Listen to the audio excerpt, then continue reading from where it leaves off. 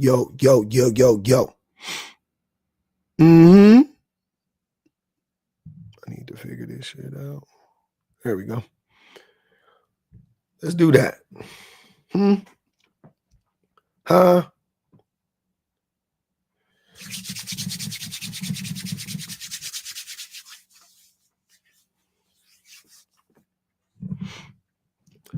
Can't tell if my voice getting better. Can't tell. I might have to go see if it's getting better, but we in this thing nonetheless.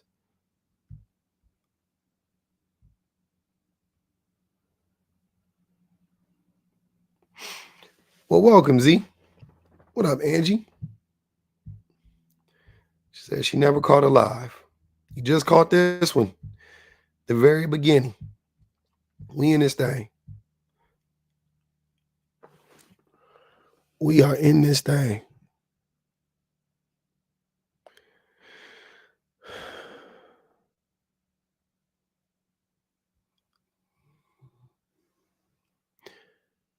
You in there. Yo, man, shit going crazy the last 24 hours. What's going crazy, Dante?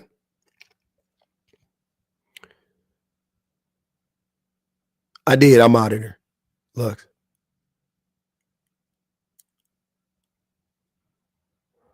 We in this thing.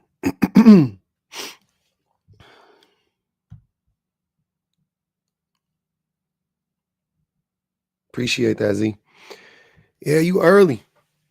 We in this thing. We early, man. What's good with it? Happy Tuesday. Happy Tuesday. I've been up.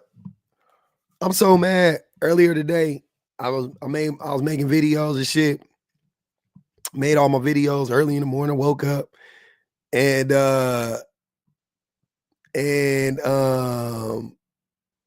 what up, Lavish? Yeah, you are early. But so I make the videos and then I post them. People started commenting, was like no sound. My microphone, somehow it got switched inside the system or whatever. My mic wasn't working. Super annoying. So I had to go back, start it all over again. You know, here we are. Yeah, man, we're gonna spin a block on this one because we did it on the backup. So we're gonna do it on the main. We gotta do it. You know what I'm saying? You gotta do it on the main. You said my voice is disappearing. It's actually not disappearing. If you've been here, it's been, or you might have been here. It's actually getting better. It don't crack as much, and it's just raspy right now. Very raspy. Yeah, it's been. It was doing that before. It was doing a lot of that type of stuff. Yeah. Now it's more. Now it's just sustainably raspy. So I don't know if it's getting better though. That's the bad thing. I gotta wait. I'm gonna wait my little 2 weeks and then I'm gonna go back and hit him up. Best cheekbones on the internet. Thanks, submissive. Slippery LT. Sound like some freaky shit. You keep asking men to dig into their memory of delusion. Hey, I just watched the cartoon version of Transformers 1. That shit was good. It's a good movie, man. Me and my baby watched it. I liked it. Anyways, here we are. Here we are. It can take a toll. I love it. Yeah. I think it's funny. Have you guys been seeing that what's that shit called? The Cooking with Kayla shit, right? I did a I did a whole thing on that recently. Cooking with Kayla. Let's really clock out. Hold on. Let's really clock how they use women for free meals. They make it a requirement that you cook. That's what I was about to talk about, that with the Cooking for Kayla. Cooking with Kayla. Kaya. Sorry, Kaya. That's her name. Kaya. I said Kayla. Cooking with Kaya. Yeah. Yeah, they like the men are crashing out, you know. They love Kaya or whatever. They love Kaya. Cooking with Kaya is so cute. Uh, is it cute? Oh, she's cute. Yeah, she's cute. I like her. She's cool. She's a little, I mean, like 20 years old, but she's cute. But nah, she had a short amount of time and couldn't chill, was bad at texting, but became great when what? What'd you say, Rohan? I missed it. Um, I don't know. She looks young. She looked I, under 30, they women all kind of look 30-year-old women look young as fuck to me, but like 20-something-year-olds, they all look like teenagers to me. She looked like a young, she like a girl. She looked like a little girl to me. But I think she looked 20-something. But the reason why men are crashing out over Kaya is because, appreciate you, Chi, is because men wait, finish your sentence. Why they crashing out? Yeah. The reason why men are crashing out over Kaya, like to defend her, they're using Kaya to triangulate, they're triangulating Kaya against, like other women, right? To be like, why don't y'all just oh, you good, T. They're using Kaya to triangulate women, to triangulate her against other women, to be like, why don't y'all just cook and shut the fuck up? Like we like. Cause that's all we asking for. Like, damn, it could all be so simple if y'all would just make a plate and shut up. You know what I'm saying? Like, that's all they're doing. And then women are responding to that, right? Like normal women are like, yo, that's fucking terrible. And they're coming at Kaya and they're coming at the men. And then like there are women that's like trying to play dumb and be like, I don't know what the big deal is. I don't know why y'all care so much about that little girl cooking. Don't nobody give a fuck about that girl cooking and twerking. There is a woman on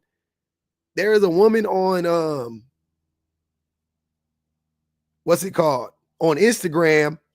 She bad as shit.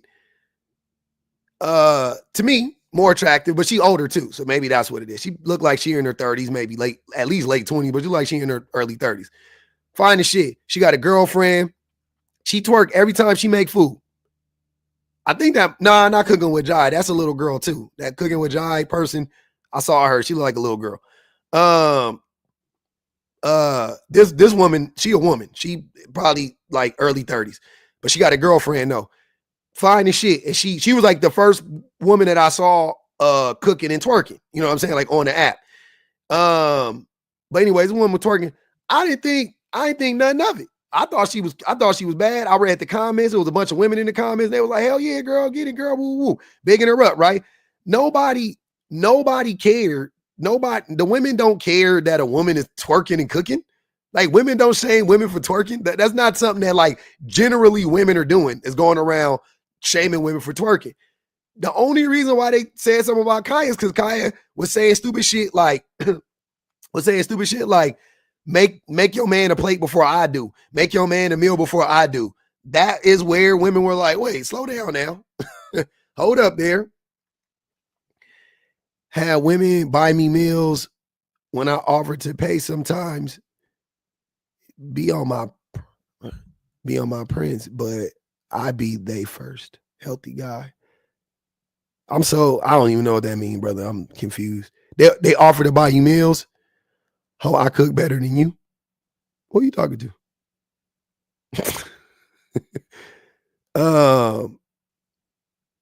What up, T-Wise? Yeah, but that is what I saw. Basketball G said I can't twerk. So my hatred is pure jealousy. Women don't shame twerking nearly as much as men do. Men shame twerking while they watch twerk videos and consume copious amounts of twerk videos and corn. But will shame a woman for twerking. I'm like, shit's stupid. But anyways, that's what women had clocked, and that's why they were like coming out and was like, yo, this Kaya situation is weird and we don't like it. And then a group of women that were calling out Kaya started to go extra hard on her looks, and then that gave like Like I watched a video from Dana Dane and them, and they started being like, y'all just mad because she got a natural body and y'all just think BBLs is the, like, I'm like, what the fuck is you talking about? Don't nobody give a fuck about, no, that is not, that is not what it's about. You know what I'm saying? Like, that's not what it's about. That's not it. It ain't like, I don't care if women are now talking about Kaya not being a BBL, but like, that's not what it is. The root cause of why Kaya is getting a negative response from women is because she keeps saying stuff like, get up and cook for your man before I do. Cooking for a grown man seems a little problematic. It definitely seems weird. Michael said, cooking is fun. Recently got into traditionally Irish food. Soda bread too. Amazing. Good job. Project the ideal man onto women is done. Yep. I'm more upset Dana never leaves her bed. She seems like she don't. I watched that video and it made me laugh because for her to say that when men get on the internet, yeah, exactly. Yeah, Trey. Yep. They project, she was acting like women are the ones to be like, y'all just got a messed up view of what women's bodies, natural bodies look like, and da da da da da. You know what I'm saying? Like, but like that, like, what did you talking? That's what men think. That's what men be men be lusting after women who have, BBLs and stuff like that, and then compare their women to the women with BBLs, and then be like, why my wife don't look like that? You know what I'm saying? Like, that's what men do. Like, get the fuck out of here. Yeah, I don't give a fuck. BBL police, exactly. Why don't nobody care? I mean, when I don't care. I personally don't give a fuck. BBL, not BBL, I don't give a fuck. I don't know what these niggas be lying about.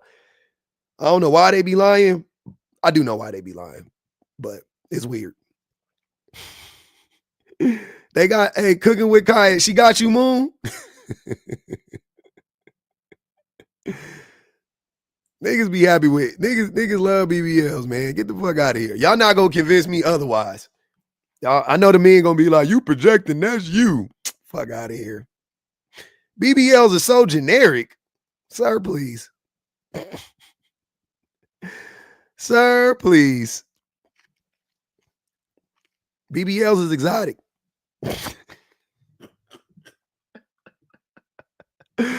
I ain't gonna even hold you. BBLs are still exotic. I don't know what you niggas talking about. I live in LA. I see them all the time. Hey, but I also see Ferraris all the time. I saw a Lotus yesterday too, and a Bentley. Them shits is still exotic, baby. I see them more. I see them more than the average man does, and they still exotic. Sometimes they be, sometimes you be like, why you I don't know. But most of the time you be like, that's cool. You be rooting for her. You know what'd be crazy?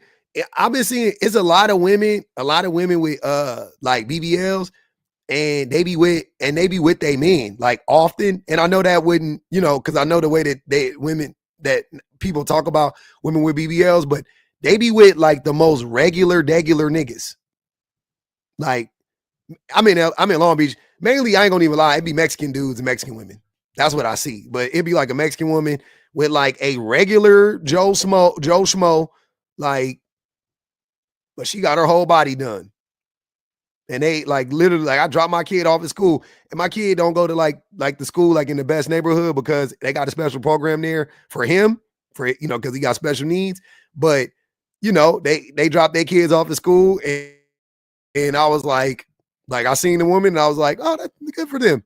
They didn't look rich. They did. I'm not gonna talk shit about them. They definitely didn't look rich, and yeah, I'm pretty sure they weren't. So yeah, women with BBLs be with regular niggas. They don't be looking for trappers and rappers and shit like that. They be regular women. Joe Schmo.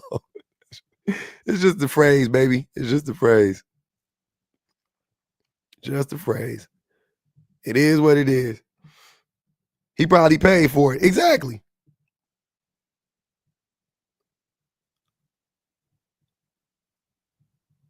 Tree Stop said, in the South, is black women more often or white, to be honest, and they normally date a regular dude working at Nissan. Why so specific? why so specific? That shit crazy. Yeah, BBL Drizzy. There's a lot of black dudes with BBLs. What up, Shemaine? I tell my age all the time. I'm 42. But yeah, y'all need to stop. Y'all need to stop that body shaming and shit. Y'all weird. Y'all BBL haters and new body haters, y'all some weirdos. I don't get that shit. I don't understand it for the life of me. Yep. Yeah. Definitely more affordable now, for sure. Go on and do it. Get you a little tummy tuck. Shit, don't nobody care. Don't let these niggas be weird on here. I'm just saying, just the lying is crazy. It's the lying from the men that be getting me. I be stuck all the time. Like, why y'all niggas be lying so much? We don't like that over here. We don't like them BBLs and them wigs and them. Nigga, you love that shit. You love it. You love it. You love it. You love it. You love it. You lust it. You lust it. You wish your wife had one. Jesus Christ. Asia said, hey, there you go, Asia. Hold on. That's the one. That's it. That's the one. She said, men don't like nothing. Men don't like nothing they can't get. Exactly. That's all it is. Men don't like nothing they can't get. That's what it is. Moon, you like that cooking with Kaya, huh? When she she told the women to come make their man a plate or else. You like that shit, huh? I'm too old to be eating that shit. The shit she be making, I be like, nah, I can't. I was like, that's why I be laughing at old niggas with young women. I'm like, you can eat young women cooking? They be cooking. they be putting a whole fucking stick of butter in their food. Nigga, y'all can eat that shit. Y'all keep messing around with them young women, gonna throw y'all cholesterol all out of whack. Get you a young woman and you have a clean bill of health, and then go get you a young woman, go get your shit checked out. They be talking about you got 6 months to live, nigga. Oh my God. You be reading your my chart like you looking at that motherfucker like hell no. I don't know. Y'all keep that young woman cooking away from me. That shit dangerous. I ain't seen Kaya make a salad nowhere.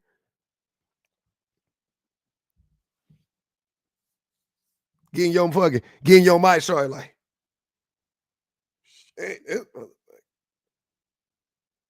slightly high.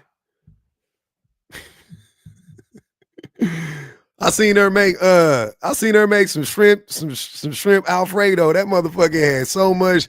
It was just white. I'm sitting there like, who the fuck can eat this shit every day? Oh yeah, 20-year-old. Yeah, I used to eat like that when I was 20. Young women cooking equal to new aqua tofana.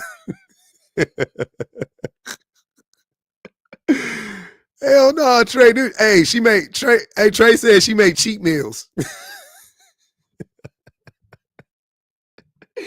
She got a whole page full of cheat meals. Fuck out of here. I don't want to eat that shit. That shit is crazy. I can't do it. Her food is like eating Thanksgiving food every day. Heavy ass, all the heaviest shit, bunch of starch. Fuck around. She'll make you lunch. You be at work, falling asleep at your computer. Like,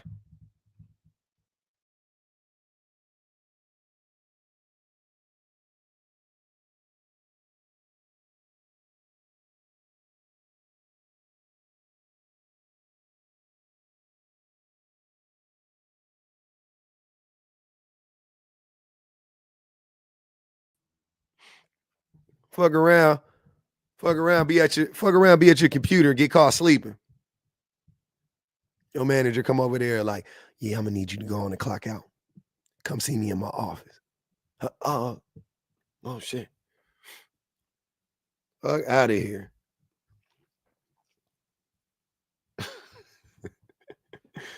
No, thank you. I make my own food. Shit. I don't even like when people cook for me. I ain't gonna even hold you. I like to cook for myself. My wife cooked for me though, but not that often. Usually I set everything up. I'll be like, hey, I threw the salmon in the air fryer. You know what I'm saying? Just steam the veggies. You know, I already put them in the pot. I already just steam those real quick and then get the mashed potatoes. Super easy. I make my shit fast.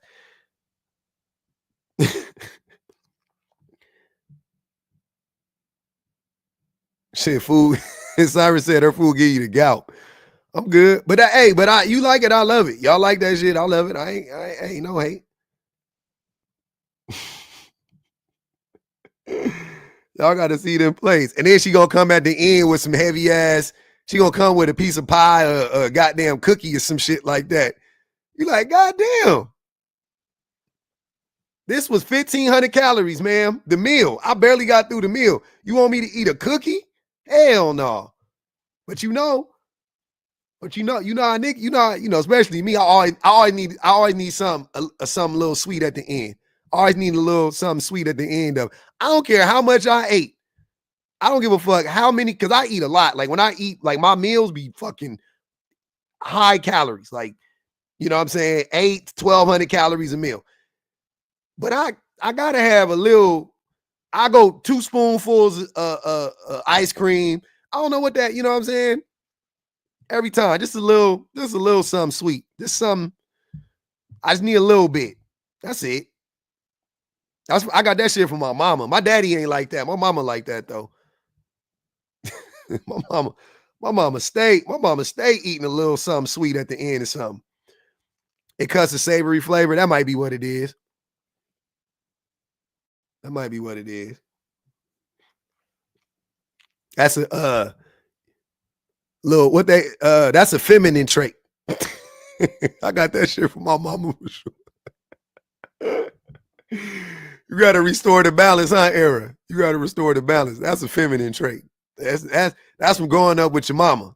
For sure. I've been around my daddy. He ate. I ain't never heard that nigga talking about. I need to just get a little piece of pie or something like that. Never. My mama, my aunties, always. Baby, you want a piece? You want a piece of this? You want a little slice of it? You want me to put the pie on the plate with the just put the pie on the plate. Don't worry about it. Yeah, put the pie on the plate. What you want, pound? You want the 7-Up cake or you want the sweet potato? Can you give me a little piece of both and put them on the plate? Yeah. Cause I eat the pound cake. I eat that motherfucker with the meal. Like I eat it like cornbread. I eat it all with the meal. I don't give a fuck. And I eat all of that shit. I don't care. Yeah, nothing too crazy. Just 2 little pieces. Just a little something. Because the textures are different. So you need them both. You know what I'm saying? You don't. No.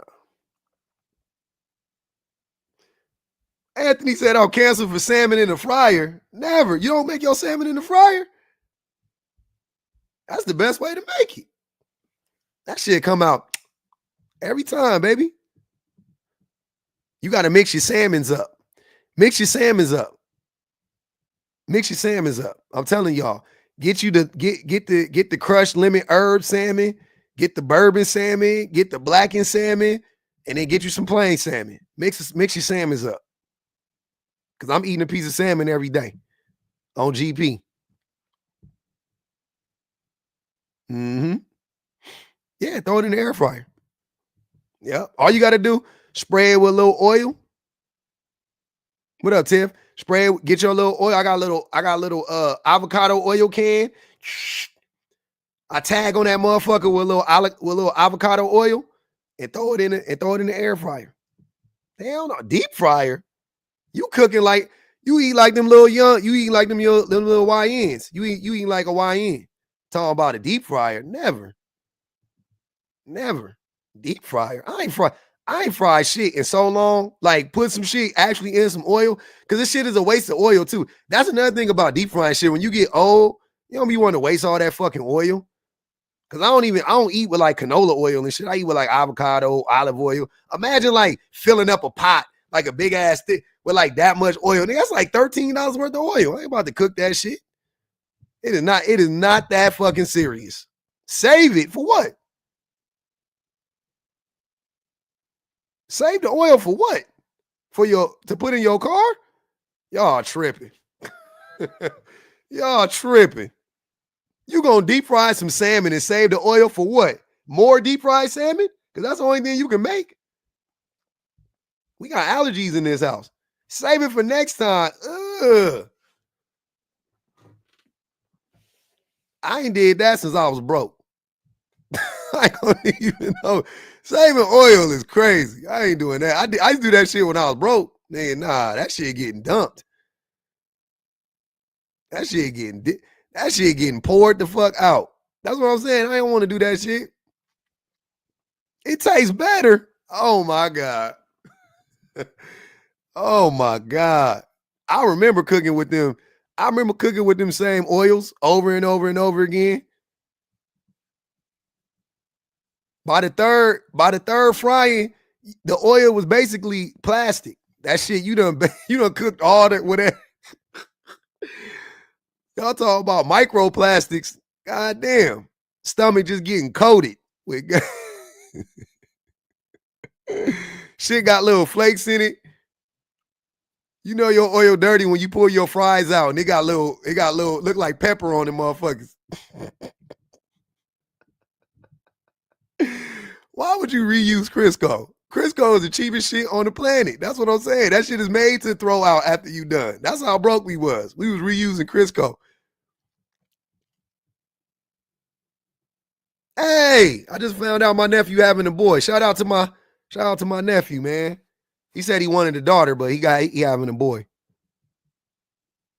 Yeah. Crisco is cheap. I mean, to me it's cheap. I don't know. I don't like the way it looked. I think if I ate Crisco now, I get a headache.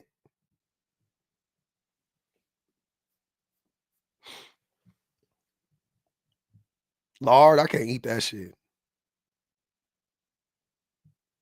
Yep. Yeah, we got a new nephew on the way. A nephew for my nephew. Nah, I ain't rich. See, y'all not listening. I just told you I don't deep fry shit because it's too expensive. That's what y'all missed the whole point. I'm telling you, I'm too broke to deep fry shit. Deep frying is expensive. To do it the right way, it's expensive. Shit. Cause hey, my baby's like regular fries. Pub's fridge costs more than my Hey man, don't do that shit. Y'all, my baby's like fresh potatoes. And I cut up the potatoes and I fry them up. I had that shit in a little bitty shallow frying pan. I had like that much oil in there. You got to turn that shit. You got to turn the fries every 2 seconds. That was it. Gallon of peanut oil to deep fry properly. Exactly. Oh, that shit is expensive. I ain't doing that shit. I'll pass. Y'all got it. Y'all got it. Oh, fish tacos is fire. Shit, I might eat me some fish tacos. Thanks for the idea. Yep. Peanut oil super expensive. You only supposed to use peanut oil to deep fry turkeys in on Thanksgiving. You're not. That's a once in a year Christmas, Thanksgiving kind of sitch. That's not an everyday situation. All right, man. What are we doing? We did 30 minutes.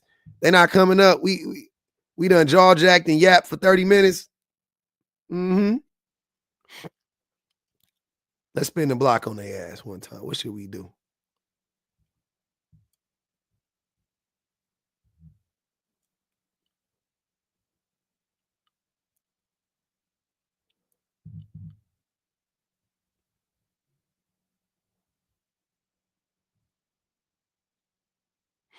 Let's spin the block on it.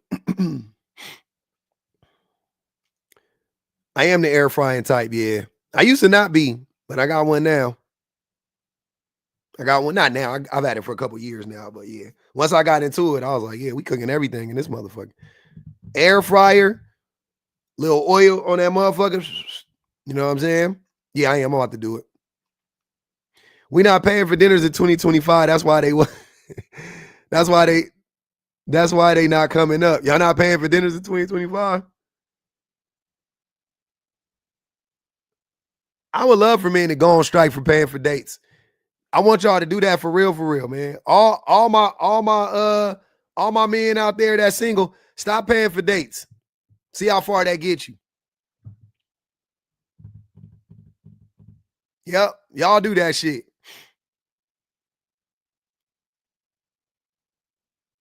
Yep, I want y'all to do that shit. I want y'all to not pay for dates and just see how and see. I want to see and report back to me in 6 months.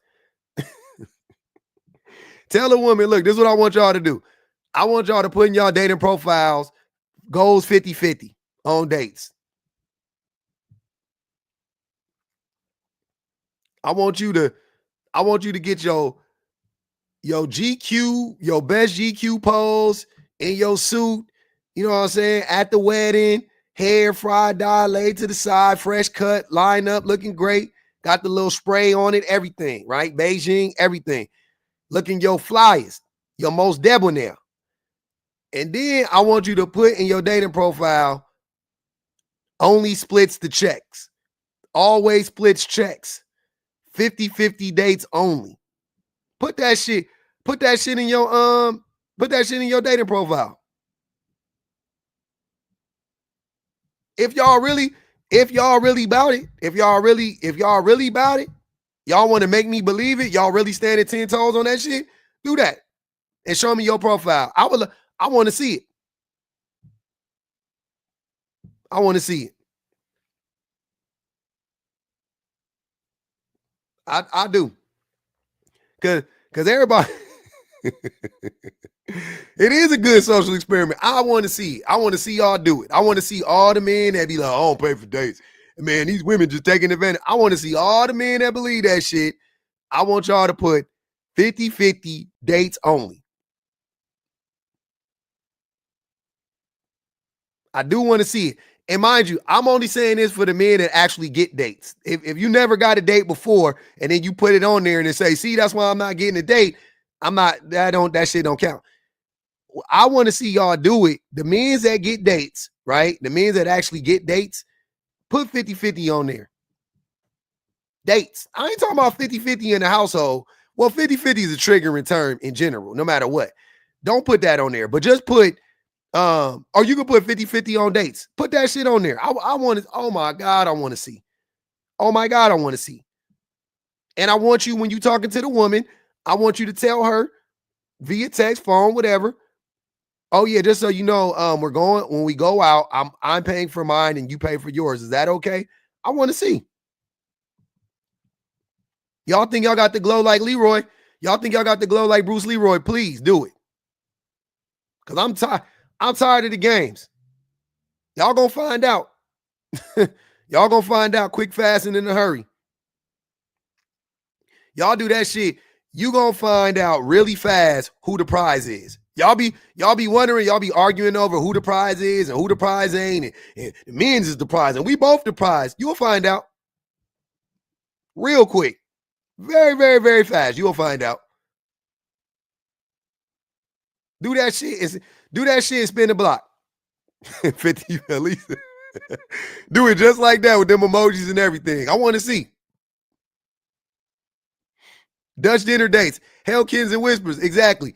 Put that shit in the put that shit in your bio. Dutch dinner dates. Dutch dinner dates only. Shit, you know what? Don't even put only. Put Dutch dates preferred. I'll give you an out. I will give you an out. Dutch dates preferred.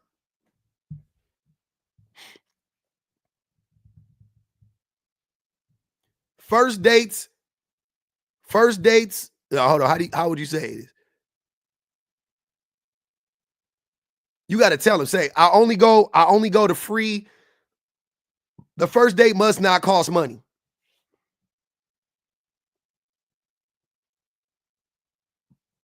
Coffees and conversations. I want to see.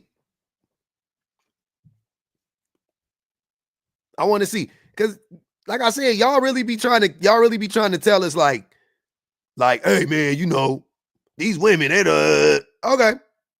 There's a reason why men pay for dates. There's a reason why. First dates at Smoothie King. Oh man, oldies concerts in the parks only. I really want to see. I know good and goddamn well. Y'all some motherfucking liars. I already know. Maybe Unc don't know about the dating scene. You been off the scene too long. I know this.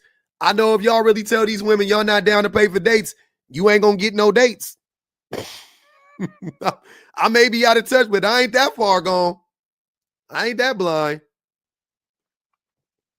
I know if y'all honest with these women and tell them up front, you not paying for dates, I know your likelihood of you getting a date is going to drop significantly. I'm not saying no woman would date you. I'm Zion, I'm dumb retired. Trust me. I've been retired since being retired. I done had 2 careers. Right? You know what I'm saying? I'm like Barry Bonds. I done had 2 Hall of Fame careers in this motherfucker. But I'm telling you, y'all tripping. Y'all tripping. No, nope. Locks. I ain't even learned from y'all with this one. I know this shit from my own experience. Like I know women ain't, hey man, until society changes, that ain't going nowhere. Until society changes, that ain't going nowhere. Ain't nothing changed. The money's still funny. Last time I checked, the money was still funny. Women still got to get dressed. Women still got to put on makeup. Women still got to, you know what I'm saying? Like they still got to do the same shit. I can see that with my own 2 fucking eyes. So unless something change, unless all that shit go away, you gonna pay. Mm-hmm.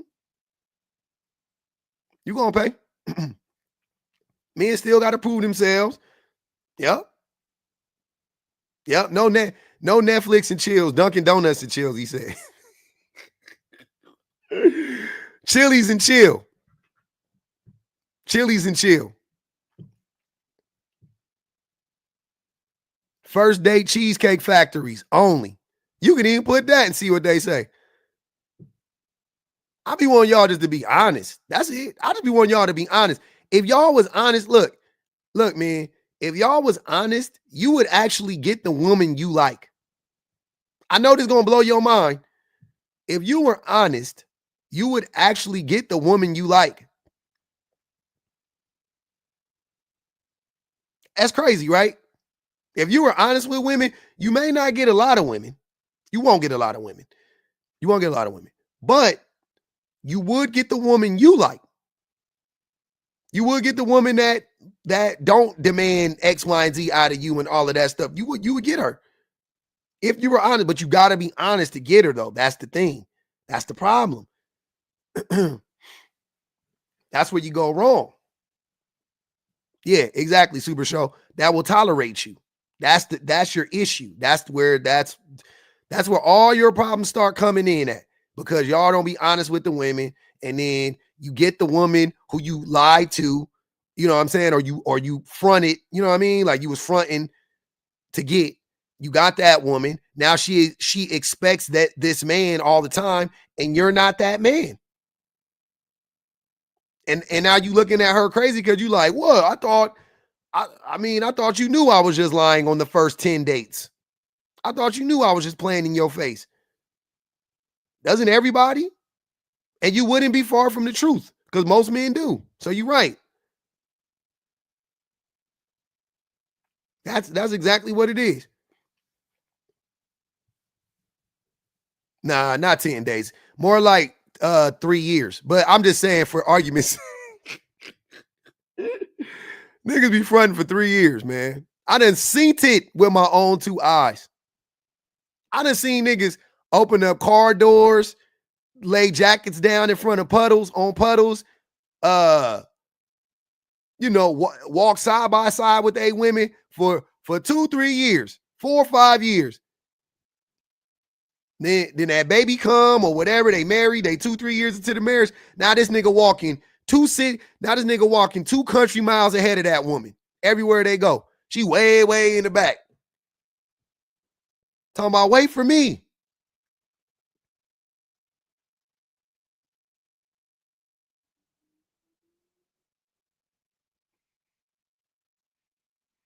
Ain't opened up a door for that woman. Nigga open up the door. Hey, I done seen niggas where somebody left the door open for them and that girl was behind them and the nigga slid in and the door closed on the girl. Like, that nigga slid in like on some 007 type shit. Like when the nigga, like some Indiana Jones, like when he slide underneath the door that's closing and his hat fall off and he got to grab the hat. That nigga slid through the door like, oh, thanks, man. Nigga girl was out. His girl.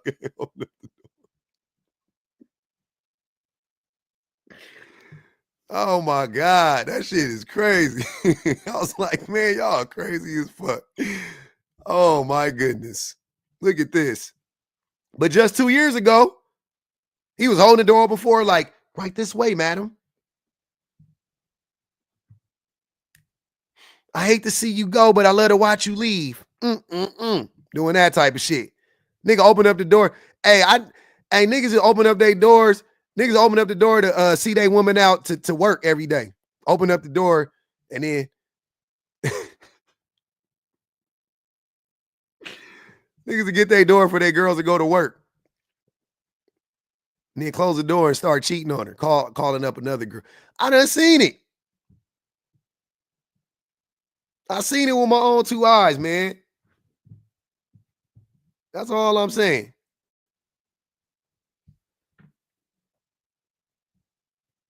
Give her 2 pieces of cheese. Oh my God. That's all I'm saying.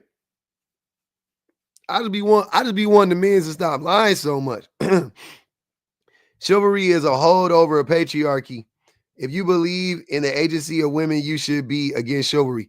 Yeah, I'm not bigging up chivalry. I'm just talking about how men will start off the relationship chivalrous and then end it on some asshole shit. If you an asshole, I've been telling you, just be honest. If you an asshole the whole time, you asshole the whole time. Yeah, I'll hold the door for men and women. That's common decency. That ain't got nothing to do with it. But yeah, it's not about chivalry. I'm not like, yeah, man, you need to be chivalrous. Like, I don't give a fuck if you chivalrous or not. I'm not chivalrous. I would not. I do not think I'm chivalrous. I do have human decency, though. I feel like you want to call that chivalry, then so be it. But I've never been like a dude to like get your door for you, like your car door and shit like that. I don't do stuff like that. You can get your own damn door. You're a grown ass woman. You need help, I'll get your door. That's common decency, right? We both walking in the house together. I'm gonna hold the door open. You know what I'm saying? Like we both got groceries. I'm gonna open up the gate and hold the gate for my wife to get through. Then I'm gonna close the gate behind her. Like I'm gonna do shit like that. But like I ain't about to like I don't do weird shit to like make a point. Like I feel like niggas go out their way to make a point. That's weird. Do your thing. Now, all I'm saying is though, if you're that guy, if you are not that guy, like you know what I mean? Like you are the chivalrous guy and you want to open up doors for women, do that shit all the time. Do it all the time. But don't start off doing it and then stop doing it. That's the problem that I have. I'm you do it or you don't do it. I don't care. But once you start doing it, you can't stop doing it. Yeah, exactly. Because at that point, it's performative. That's the problem. That's what I'm saying. It has to make sense. That's what I'm saying. Like shit got to make sense. Opening up somebody's car door who can open up their own goddamn car door is weird. Right? Now, I will do it. My wife has little arms. I'm paying attention. Sometimes you park on a high curve. You might park a little far away. She get in the car. She a little bit far. I'm going to shut the door. I've done, yeah, that's what I'm saying. That's different. That's totally different. But when you are like, oh, let me get that for you, ma'am. Let me get your seat for you. Standing up when women leaving and shit like that. What the fuck? That is not Marie Antoinette, my nigga. You ain't got to be rude, but you ain't got to be performative either. We all humans, baby. You ain't got to be rude, but you ain't got to be performative. The grand rising queens, never. Could never be me. They be chivalrous in public and be talking disrespectful as fucking private. Exactly. That's exactly what I've seen that. I know them niggas. Niggas be in public, open everything. Oh my God, they PDA and shit. Hugging and kissing on their girls, fucking posting shit how much they love their girls and how they women and held them down and blah blah blah blah. I talked to that nigga 2 minutes later. He talking about he can't stand this woman. He hopes she get hit by a bus. I'm looking at my phone like, this is the same nigga. I got to check the phone. I got to make sure it's the same. I'm like, that is that nigga.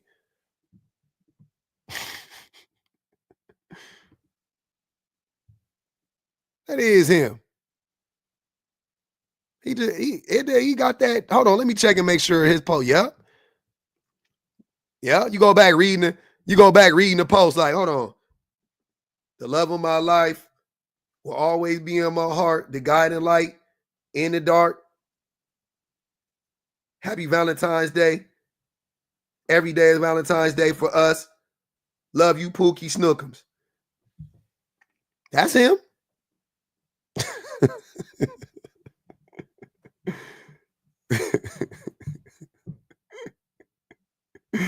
Through the ups and downs, she held me down.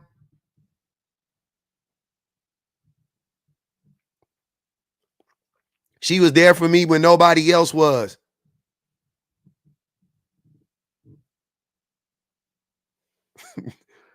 She said that.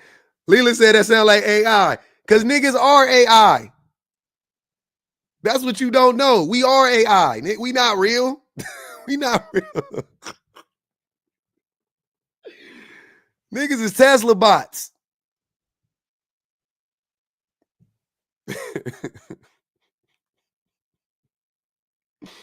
That's why. That's why it sounds like AI. Yep. That's why.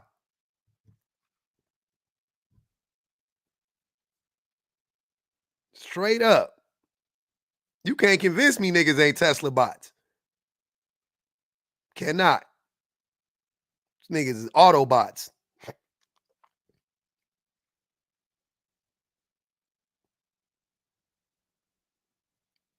Oh my God. Look at that. Zion giving away game. Stop giving up that free game. Zion said, I dev chat GPT every opener on Hinge. That's unhinged, nigga. That's unhinged. She's my writer and my diary. Oh my goodness. That's crazy. Nah, you put yourself in there, sir. That's wicked. Like say your first mistake was using Hinge. Crazy.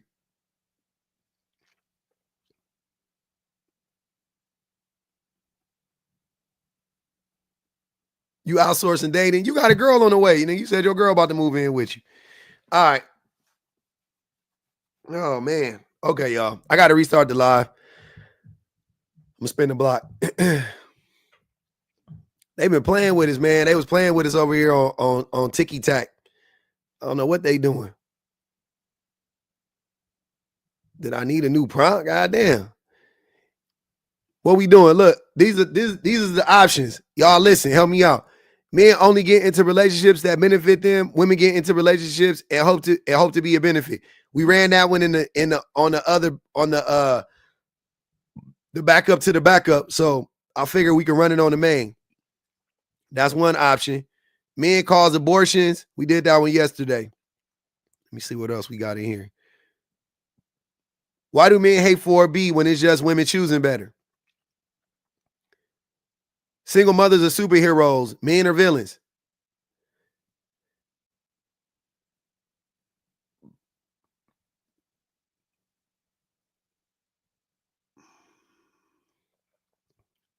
Men are gold diggers.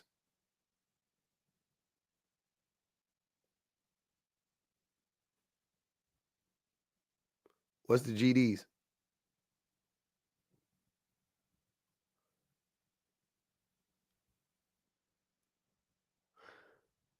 Men, have you ever been used for a free meal? Oh, yeah, we just ran that one.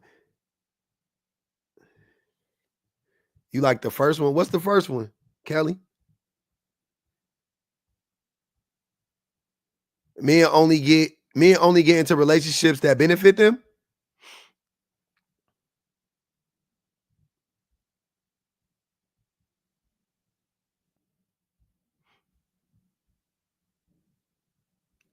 Child support is a myth. Therese, what am I? What did I ask you that before? I'll run that one. I think that's a spicy one too. I like that one. But what am I? I don't know what how is child support a myth?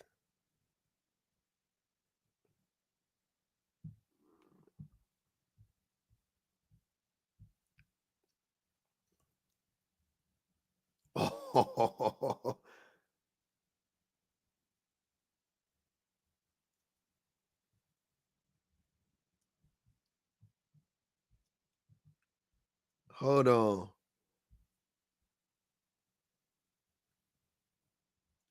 That man definitely was a gold digger, Chantel. Um, Having a dad didn't make you a better man. Ooh. Hold on. Child support is a myth. Damn. Hold on. Let Teresa tell me what am I saying about this? Like I'm missing it. It sound good, but I just want to know what am I saying? Like what's the you know what I'm saying? Like what are we saying here?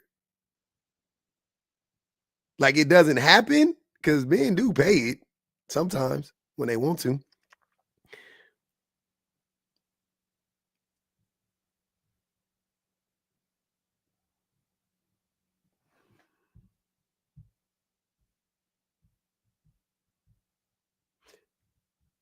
American children only get $10. Oh yeah, that's what you told me. Yeah, I remember that. Yeah, I got you. Yeah. Okay, I remember before we had talked about it. I think I had already made it up too. I typed up the thing, but I didn't put it in my folder. Yeah, I remember you telling me that. That was funny. Like niggas ain't paying child support. Okay, and I missed the other one. What was the other one? Your daddy didn't make you having a father didn't make you a better man, right? I like that one.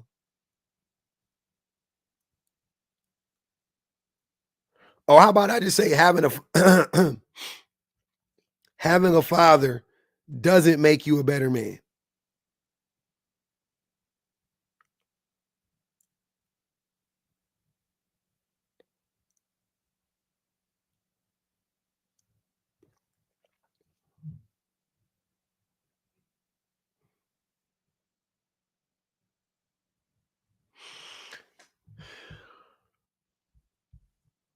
Men want polygamy but can't pronounce the word correctly. Men just want it. Men just want to hunch on a bunch of women. I think everybody want to hunch on a bunch of people in general. In an ideal situation, but it ain't worth it. The pros don't outweigh the cons. Like it's like hunting on a lot of people is like driving fast. Like I want to drive fast. In theory, I want to drive like in the safest conditions, the safest environment on a fun track in a fast car. Yeah, I want to drive fast. Absolutely. But it ain't worth it. It's like not even something I even really think about because it's so dangerous. Now, listen to what I'm saying. If you want in an ideal situation, if men weren't fucking terrible and we weren't toxic and we were decent people and blah blah blah. All these caveats, right? Why not? Why wouldn't you want to sleep with a bunch, sleep with whoever you liked and da da da da, right? Like, cool, I could see that being a thing, but not in this society. That shit is stupid. That shit don't make no sense. My wife is a little person too, man. She 5'2" though, but yeah, she a little person to me. I'm a foot taller than that woman. That's what exactly in different situations.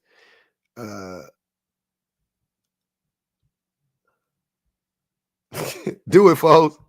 That's a good idea.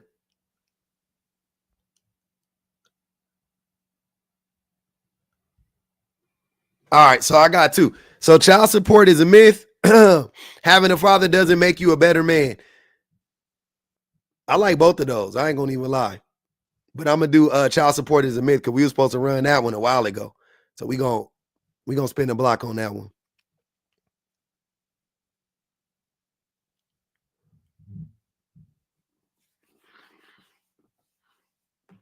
Men are bad at sex. Men don't know how to please women. Yeah. I agree.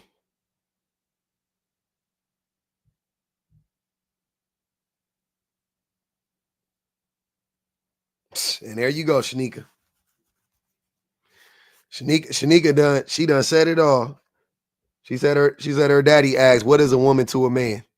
And there you have it. And there you have it.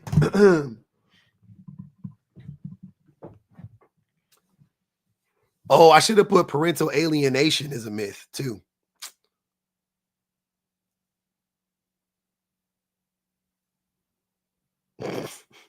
Body count don't increase unless you. That's hilarious. I love it. I love it. What? That's a funny ass name. They might have accidentally requested. Hello? Yes. How are you doing? I'm great. What's going on? I'm good. Yeah, I think no man should pay child support because if we pay for child support, that means we were paying for sex. And if prostitution's illegal, like they say it is, then we shouldn't have to pay child support for putting sperm in a vagina, in my opinion. Because women say they're not prostitutes, but yet they take money from a man who gave him their sperm. What does that say up there? Can you read it again? Child support is a myth. Yeah. Where does it say child support is for a woman? Yeah, but we all know women use it to go to the bars, to inject their substances. Wait. That's no. They don't. Sorry. They use their money to do that. The child support goes to the child because it's for the child. That's what child support is. So should it go directly into the child's account? What can the child do? My child is 8 years old. Can he go grocery shopping for himself? Well, you can teach him how to do that. You can't teach an 8-year-old to go grocery shopping, man. Sorry. You could. You can't. It's impossible. They wouldn't be able to do it. They wouldn't be able to. They wouldn't. How would they get to the store? You take them there. Yeah, so they still need me. They still need you, but because you're a parent. Exactly. So you can't do it. You can't do it. Realistically, you could do that. Realistically, what you're saying is not realistic. I like that you use the word realistic for a completely fictional scenario. But yeah, that's not how it works. So yeah, women, mothers don't use the money for themselves. They use the money for the kids because it's child support. It's not woman support. It's child support, right? Well, but do you think that? So do you think that? Let's just say you get married, and then you get divorced, and then you gotta pay that woman alimony or whatever they call it. Okay. Alimony. Alimony, yeah. Alimony. Do you feel like you paid for sex, in a sense, because now you essentially put your body parts in that woman, and now you inherently paid for sex because they're forcing you to make those payments now. You know what's funny is that of all the things that you get from a wife in a marriage, you boil it down to sex. Isn't that interesting? Like that's all she's good for is her body. So you think that after a divorce, if a man pays a woman alimony, all he's paying for is the sexual part of the relationship. I mean, there was more to it than just that, but like. Well, but wait, but why are you highlighting that one part? Is it just convenient for your weird argument you're trying to make? Because prostitution is illegal. So in some states, but yeah, but this wouldn't be illegal, I know, but this wouldn't be considered that though. And watch your language, please. Don't use that word. Don't use the P word. Yeah, it's it's not that, because it's not like, that's what I'm saying. You're not paying for smegs, but you just think because people sleep together, then that's the most important part of the relationship or something. I don't understand. It's because it results in a baby being born, and that would be a cost to her to take care of it. Well, yeah, well, this person is trans fat is talking about alimony. They're not even talking about child support anymore, because child support doesn't make any sense. So I do need to bring up that I'm trans. It doesn't make any sense in this conversation. Who brought up that you were trans? Oh, I thought you said that. I don't know. I don't know. Whatever. No, what? My name is Trans Fats. Okay, I'm really confused what you're saying, sir. Yeah.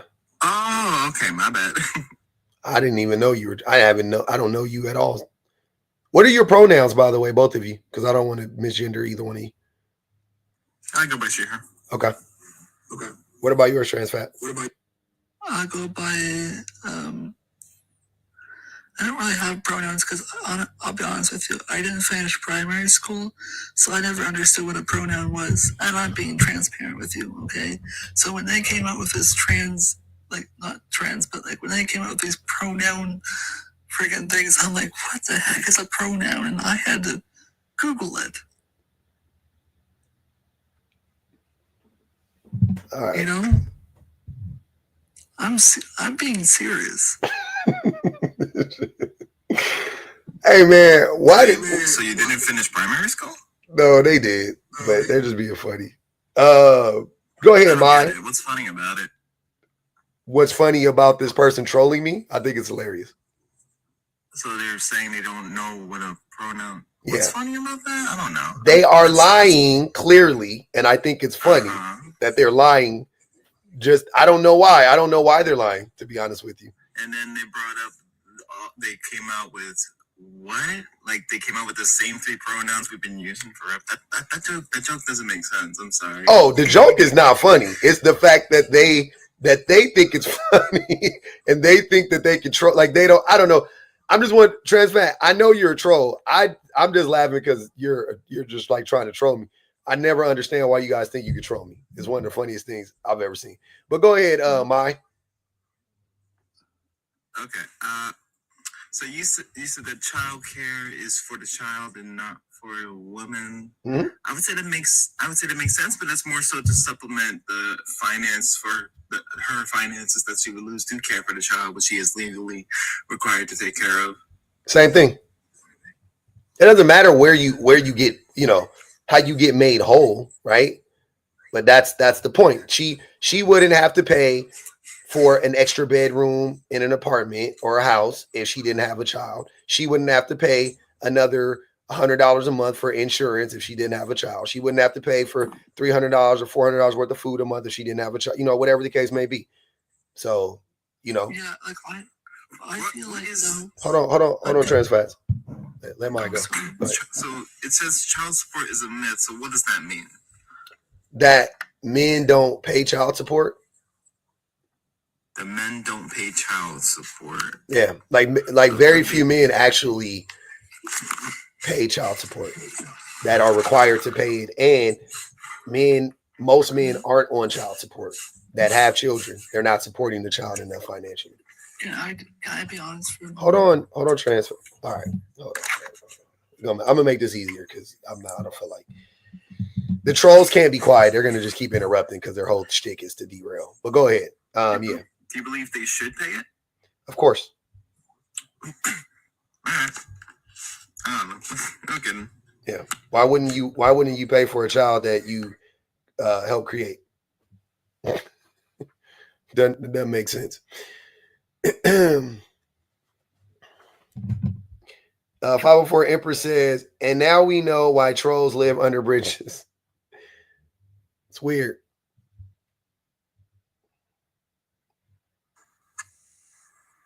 What up, Anthony? Nothing much. What's going on with you, Pug? Chilling.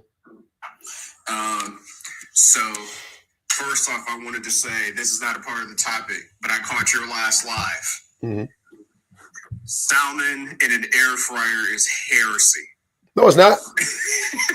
No, it's not. It's beautiful. It tastes delicious. Complete heresy. I can't believe you do that. It's so good. Can't believe it. But it's cool. We're gonna table that. I uncanceled you in my head for that. I appreciate it. I appreciate it. But no, to get on this topic, first of all, I want to say thank you again for letting me on the live. No problem, brother. And I'm actually glad that the last person on the panel asked you what you meant by child support is a myth, and that you answered that question, because I'm thinking, what makes child support a myth, given that the statute exists that men actually have to pay it? But now that you've explained it, it makes sense to me, because unfortunately, lots of men either don't pay it or they don't pay nearly enough. Even when they do pay child support, it's not meeting the actual needs of, the parent of that child, as well as the child or children themselves. Yep. And from that perspective, now that you explained it, I agree. Bet. But the thing that I don't understand about this is that for something that's a myth, men fight so hard to get it abolished. You would think that more men are actually paying it than already are. Why do you think that is? Because they want to punish women.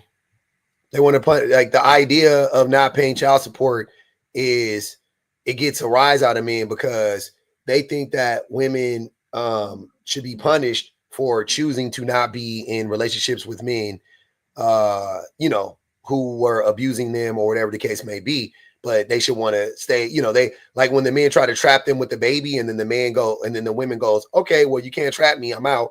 And then the men on the back end try to go, well, I ain't paying you child support. I'm not going to support the child that I helped create, that I signed up for in the beginning, and so on and so forth. I'm not going to help you pay that because you won't allow me to abuse you. And then men coalesce around men like that, and they run cover for those men and go, well, yeah, women don't deserve child support, and we got to do away with child support, and blah, blah, blah, blah. But in reality, the vast majority of men don't pay child support. And they don't pay enough, like you said. Even when they do pay, they don't pay enough. Okay, yeah, fair enough, because my thing is like, child support isn't a myth, but men consistently paying child support or being killed by child support financially, I would say that that's a myth. Yeah, you could put it that way too. But overall, it's not a real thing. Like, it's like it exists on paper, but it doesn't exist in practice. That's the point. Yeah, and on that, from that perspective, I'd have to say you're right, because like when men complain that, the concept of child support is not fair and that it's too much, and when they call the very concept of it unfair, that always confuses me, because I told men that complain about this, I don't think you actually want it to be fair, because if it were fair, child support would not be, $300, $400, $500. It would be $1,000, minimum, $2,000, $3,000, because that's how much it actually costs to just be able to house, somebody in an apartment or a housing complex with multiple bedrooms. I have numerous siblings, and if it was fair for my dad, he'd be asked to pay $3,000 versus like maybe $100 or $200. Yeah. Right. So I always told men, you don't want it to be fair, because if it were fair, you would have to pay much more. Let me they're uptown. What's your name? They're uptown. I can't see the rest of your name. I'm sorry. Yeah, they're uptowns, not forces. Oh, okay. That's funny. What's up, brother? Go ahead, man. What do you got? What do you need? What do you want to say? Well, at first I didn't understand exactly what you meant. Appreciate you coming up, Anthony. Yeah, I didn't understand what you meant by it's a myth, like child support enforcement unit doesn't exist, or but then I heard you explain a little bit further, like basically,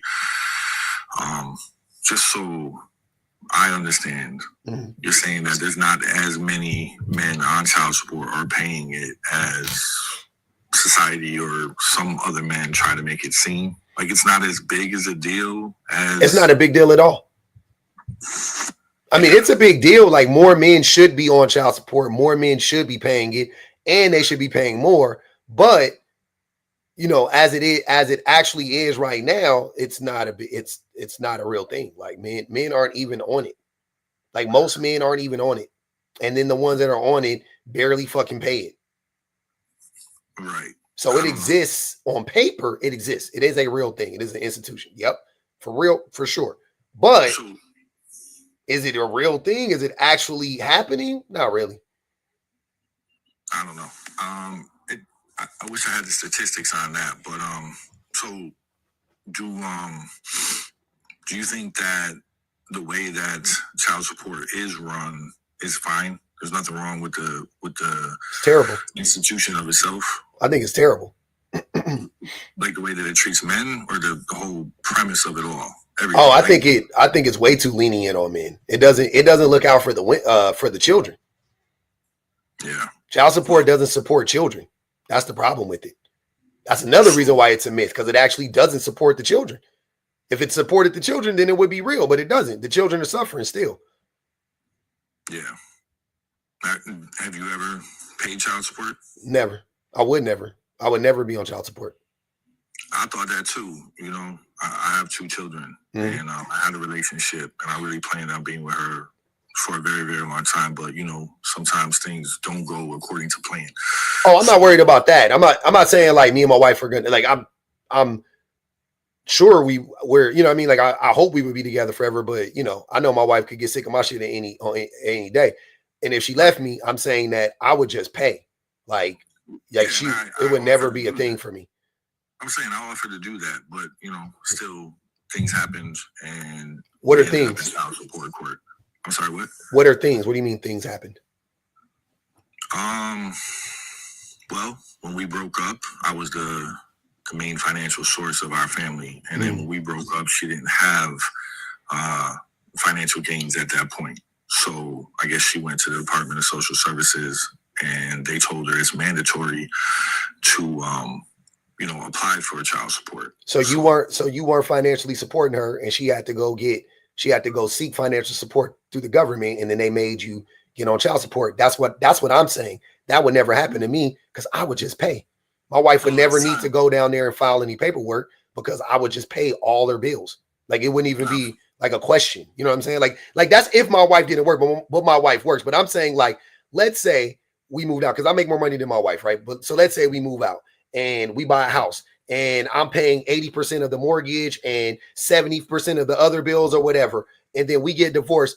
I will sleep in a fucking 1-bedroom, goddamn whatever, and I would just keep making the same payments to her until my kids, you know what I'm saying? Like until my kids were old enough. I mean, ideally that would be great. You know, I was a 20-year-old kid. I was pretty young at the time, and then we split when I was like 25. So I was just out of college. I didn't have enough money to support both of us. I could pay our bills when we lived together. Yeah, it was different. But to pay her bills plus mine when we split, it just didn't work out that way for me financially. Today, I have a much better job and a much better financial position, but now our children are much older now too. So, you know what I'm saying? My daughter is turning 22 this year. Nice. I've helped put her through college. My son is 18. I've paid child support for 2 separate cases their entire lives, and I'm a part of their life, you know. How much did you pay? How much were you required to pay a month? So it varied depending on my job. Generally. But what was the most you paid a month? 17% for both cases. So 17% would be 34% of my pay. Usually, where I live in the state of New York, it's 17% for one child, it's supposed to be 24 for two. But because my daughter grew up with her mother's mother, they lived in two separate houses. I had two separate cases, so I had to pay 17% for both cases. And what was the most? What was the what was the actual dollar amount that you were paying? Yeah, so it took 17% out of my pay. There was a point in time where I had a shitty job. I'm sorry, a poor job. It wasn't that. And then I got better jobs. And as I got better jobs, the dollar amount would increase. Yeah, because the percentage was still the same, but you kept making more money. So they just would, just would end up getting more money. Yeah. So what were the dollar amounts? I worked at Burger King for a little bit. They took damn near all my check. You know what I'm saying? I would work 40 hours and come home with $30. But I didn't stay there for that long because that wasn't manageable for me. But wait. How does that make sense? If they took 34% of your check, but then you were only getting then you would get pennies on the dollar. That doesn't make sense mathematically. Well, there's still taxes that come out too. I know. Count the taxes, right? Yeah. So if I was only making, let's say, I don't know, $10 an hour, right? And or if you're in arrears, they don't really take that into account. Oh, you were in arrears. Okay, yeah. Well, there's certain periods of time where, if I had lost my job and then I didn't just immediately get a new job. Yeah. So like I had intention of paying it. Yeah. Right? So it was because you were in arrears. That's all I was saying. Like I thought it was like, I was like, that don't make no sense if you are paying 34% of your check. But then they were leaving you at $34 after you work 40 hours a week, even making $2 an hour. I mean, making $10 an hour. That don't, I mean, that's $400 a week. You were getting $800 every 2 weeks, and they were leaving you, after taxes. You know what I'm saying? You were paying like $200 in taxes, so you should be bringing home like $600. And then they was leaving you with some whatever $30, $40, $50. That's because you were in arrears. That wasn't, due to the correct. So there's nuance to that, right? Yeah. So, but once you get on top of the arrears and things like that, see, with the arrears, something that you don't plan on either, right? So me and my ex, we lived together. We broke up. My daughter was, I think, 8. My son was 6. And you got to pay all that back. If you don't really anticipate that ever happening, you need to have a paper trail. You need to be able to prove that you were there financially and those types of things. And as a young man, this is a problem that young people could run into. Young people usually have all the greatest intentions in the world, but then reality hits and shit starts. Why did y'all break up? I think we just had different goals. When we first met, we liked each other, and then as we started to get older, we wanted different things in life. Our life started to deviate and head in different paths. I don't have any ill feelings towards her whatsoever. I wish her the best. Every time I see her, I still say hi, and we're not like enemies or anything like that. Yeah. But we just couldn't make it work. So. But why though? I think that's important. Like if me and my wife got divorced, I would be able to list off. Even without us getting divorced, I could tell you what our problems are. Like I could tell you right now what our issues are. I can list all. I can give you like a list of things. Like, yep, this is like for sure, right? So what happened? That's what I'm asking you. What happened? So at the time, you know what I'm saying? It's a little personal, but I'll tell you, I don't care. You might as well. You've been telling us about your kids and child support. This is all a part of it. I'm trying to figure it out. I guess by my mid-20s, I wouldn't say I was like, I just wanted to change my life around, right? I came from. We were two different people. She grew up in the suburbs. She had a pretty good upbringing. I grew up kind of poor in the inner city. So she saw potential in you. Actually, it was the other way around. Even though she grew up in a quite affluent area, she was into more trouble than I was. And when I met her, I was trying to turn my life around. I was trying to go to school. I was trying to get up out of my situation the best way that I possibly could. And we both struggled a lot. And, we ended up using substances and things of that nature. And that makes sense. Okay. Yeah. So I decided to get off of that.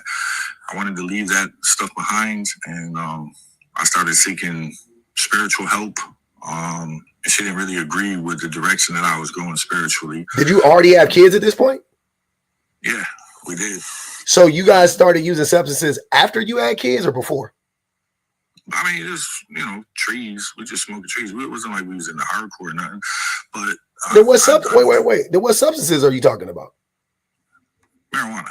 That's the only substance you're talking about is some weed? I was an alcoholic. She smoked. She smoked a lot. But you made it seem like hold on. Listen. I'm sorry. Wait, give me a second. Hold on. Give me a second. Hold on. I gotta be honest. I gotta be clear. You tried to make it seem like y'all look.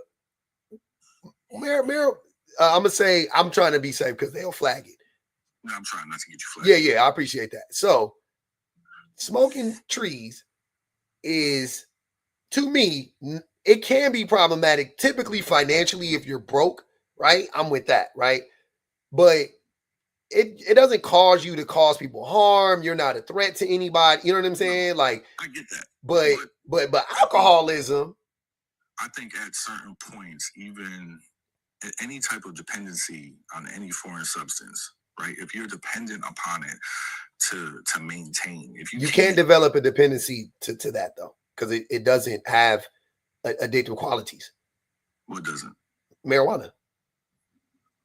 Are you sure about that? I'm 100% sure. It doesn't. You can mentally become addicted to anything, I guess, but it doesn't fit. Like you can get off you can smoke that stuff for 30. You can smoke that for 30 years straight, and then you can stop cold turkey, and nothing will happen to you. Well, we'll beg to differ on that. No. I'm not begging to differ on that. That is medically proven. That's not my opinion. That's what I'm saying. I think you can develop. You can be dependent on it, but it's not a physical, smug dependency. Yeah, that's why I don't like that term. I don't like that. In her mind, she had to do it every day or multiple times a day or whatever, but it's not a chemical thing. Yeah, she could have stopped and nothing would have happened to her. When you say somebody is addicted to something, that implies a physiological response, right? Like I'm addicted to something. I mean, she can't function without it. But she could though. That's what I'm trying to tell you. She can't, or she didn't. I don't know. I'm not a doctor. So she wasn't. That's what I'm trying to tell you. That she wasn't addicted to it. That's all I'm saying. Either way, I was deciding to go in a different direction, and I felt like it was a problem, and she disagreed. Mm-hmm. So she wanted to continue to do that. I didn't want to. I wanted to get spiritual. I felt like this would be a good way for me to turn my life around and start heading in a direction that I felt was more beneficial for myself and for my family. And can I ask you how her doing that was negatively impacting you and your family? That's a good question, I guess. I don't know. I felt like it was a little bit of a lot of things, right?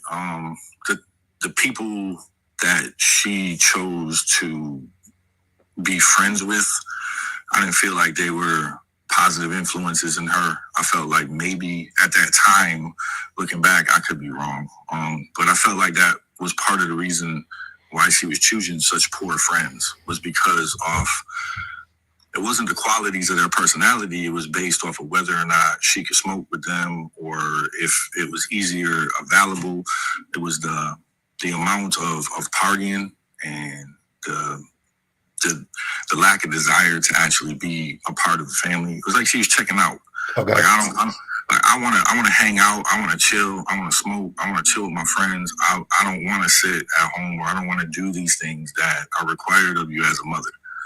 And do you think that maybe her checking out was due to the fact that she had a huge burden on her because she was probably doing the vast majority of the duties in the home?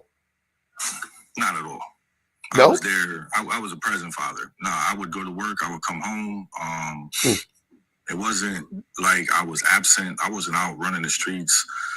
I mean, you can come home and not, whatever. But yeah, I was home every night. Maybe she felt that way. If she did, she didn't express it to me. I certainly tried to be present and be the best partner. We weren't married at the time. How could you be an alcoholic?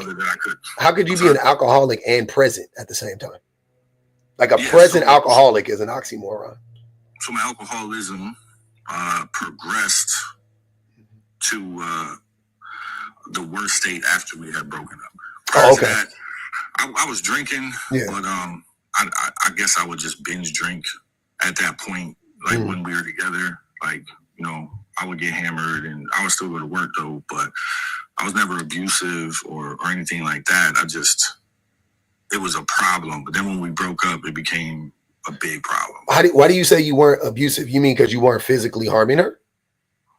I wasn't emotionally abusive. I wasn't financially abusive or physically abusive. I just abused myself. So when you were drinking and you would binge drink, what would you do? Would you still be helping out with the kids and stuff while you were drunk? Nah.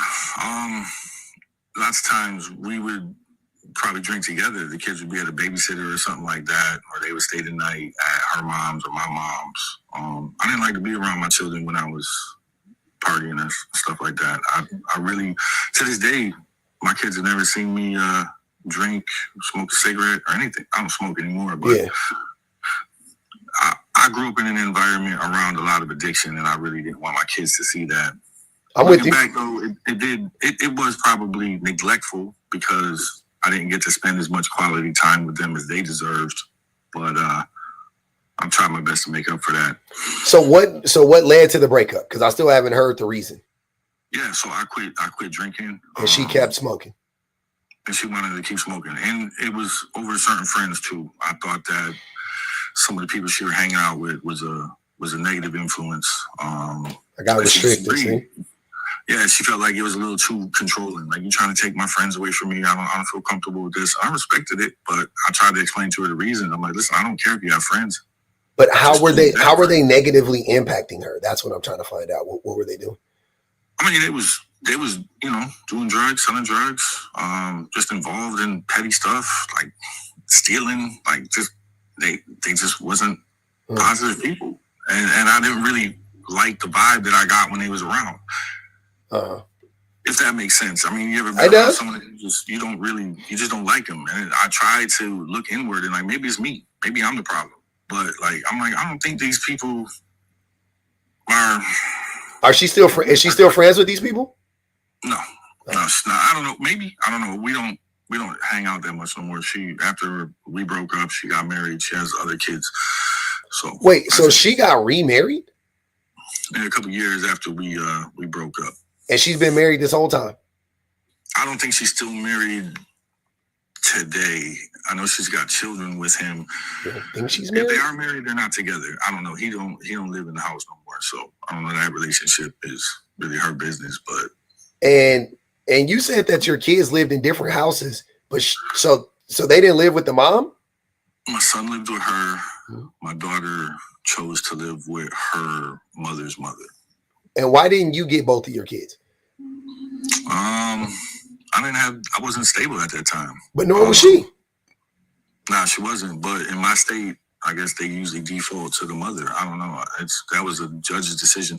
I went and asked for custody, but they went over my finances. They was like, look, can you really afford them? And the truth was, I couldn't. So I did what I had to do. I went to school. I finished school. I graduated. I got myself a job, built myself up. I'm doing a lot better than I was then, but at that time, it probably just wasn't a good fit. It would have been rough. So, yeah. It was interesting. Go ahead, Shan. Okay, sorry, I missed some of that last part of what you were saying because I got a call, but I wanted to circle back to kind of what you were saying about, the child support thing and you working and having arrears and stuff like that. And I do empathize with that. Like, I completely understand that, that could be a tough position, especially as somebody, in their young 20s. Like, when I was that age, I was in college and I didn't have any money. So I can imagine having to support two kids. But the point to that is that somebody does, right? Like, somebody has to support those children. And I think that, like, while I can empathize with your situation, I think where I struggle is that there's the mothers don't get that same amount of empathy, right? Like, there's a 17, 18-year-old right now who got a kid or two, and her family kicked her out, and she's expected to have an apartment, a car. She's expected to take care of those children. She's expected to feed those children, and nobody makes concessions for her only being 17 or her only being 18, or nobody makes concessions for, like, oh, well, what kind of job is she supposed to get? She can really only only make minimum wage, nobody really cares about that. It's just you lay down, you have those kids, take care of them. And so I think that, like I said, while I understand what you're saying, I think you have to put yourself in the shoes of a mother. And I think sometimes as men, y'all get to be the dad, so you get to say, well, I fell on hard times. I intended to take care of my kids, but I couldn't at the time because I didn't have a job or I didn't have a good job. And it's like, so then what? Because you know that the mother at the end of the day always has to take that responsibility, y'all feel like y'all get a pass for like not being on your shit at all times and doing whatever it is that you have to do to take care of and provide for your children, just like their mothers have to do.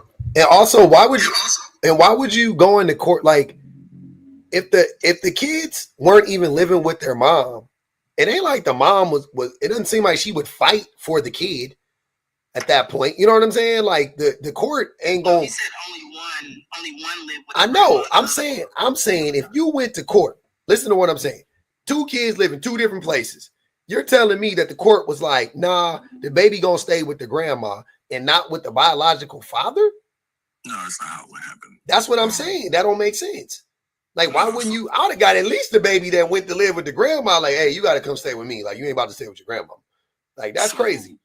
So when we broke up, I was paying all the bills. She moved back in with her mother. Mm-hmm. And then I guess, I don't know, her mother wanted to get benefits or something. So there was a court date and her mother couldn't get benefits because she wasn't a custodial parent. So the first time we went to court was basically I thought she grew up affluent. Well, it was affluent to me. I think the suburbs where I I'm like, wait, her mama needed benefits? I don't know if she wanted benefits or she just wanted to make sure that I paid. I don't know. She had a house. She wasn't broke, but I don't know. You know, I didn't stop to ask her. The courts it was basically for custody, for partial custody. So they removed custody, parental custodial rights from me, and they were shared between the daughter and her mother. So then at that point, I had to go back to court to try to get visitation rights. And that's how she was able to actually get a child support case against me, even though we never had relations like that. You know, she's not my baby's mom, but the child support case, the money went to her because she was a custodial parent. Jesus Christ. I don't know if you had anything to do with it, but but yeah, that's how it went down. That's crazy. And no, I don't want empathy, right? You're not getting none. Don't worry. I might get. I wasn't asking for it, right? I feel like I did everything that I had to do, and yeah, maybe I did get some easy breaks.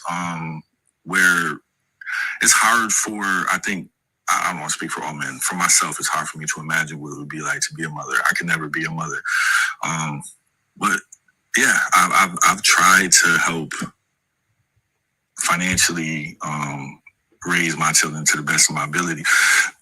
The nuance that I wanted to talk about were certain times when the court expects you to be there present financially 100%, but denies you the right to be there emotionally or physically at times.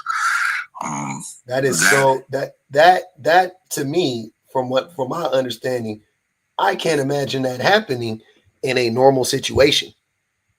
So the only reason why a court would tell you not to be present is typically if you are abusive or something along those lines. Like, why would they tell you that you can't be there for your kid as a father? Like, that doesn't make sense.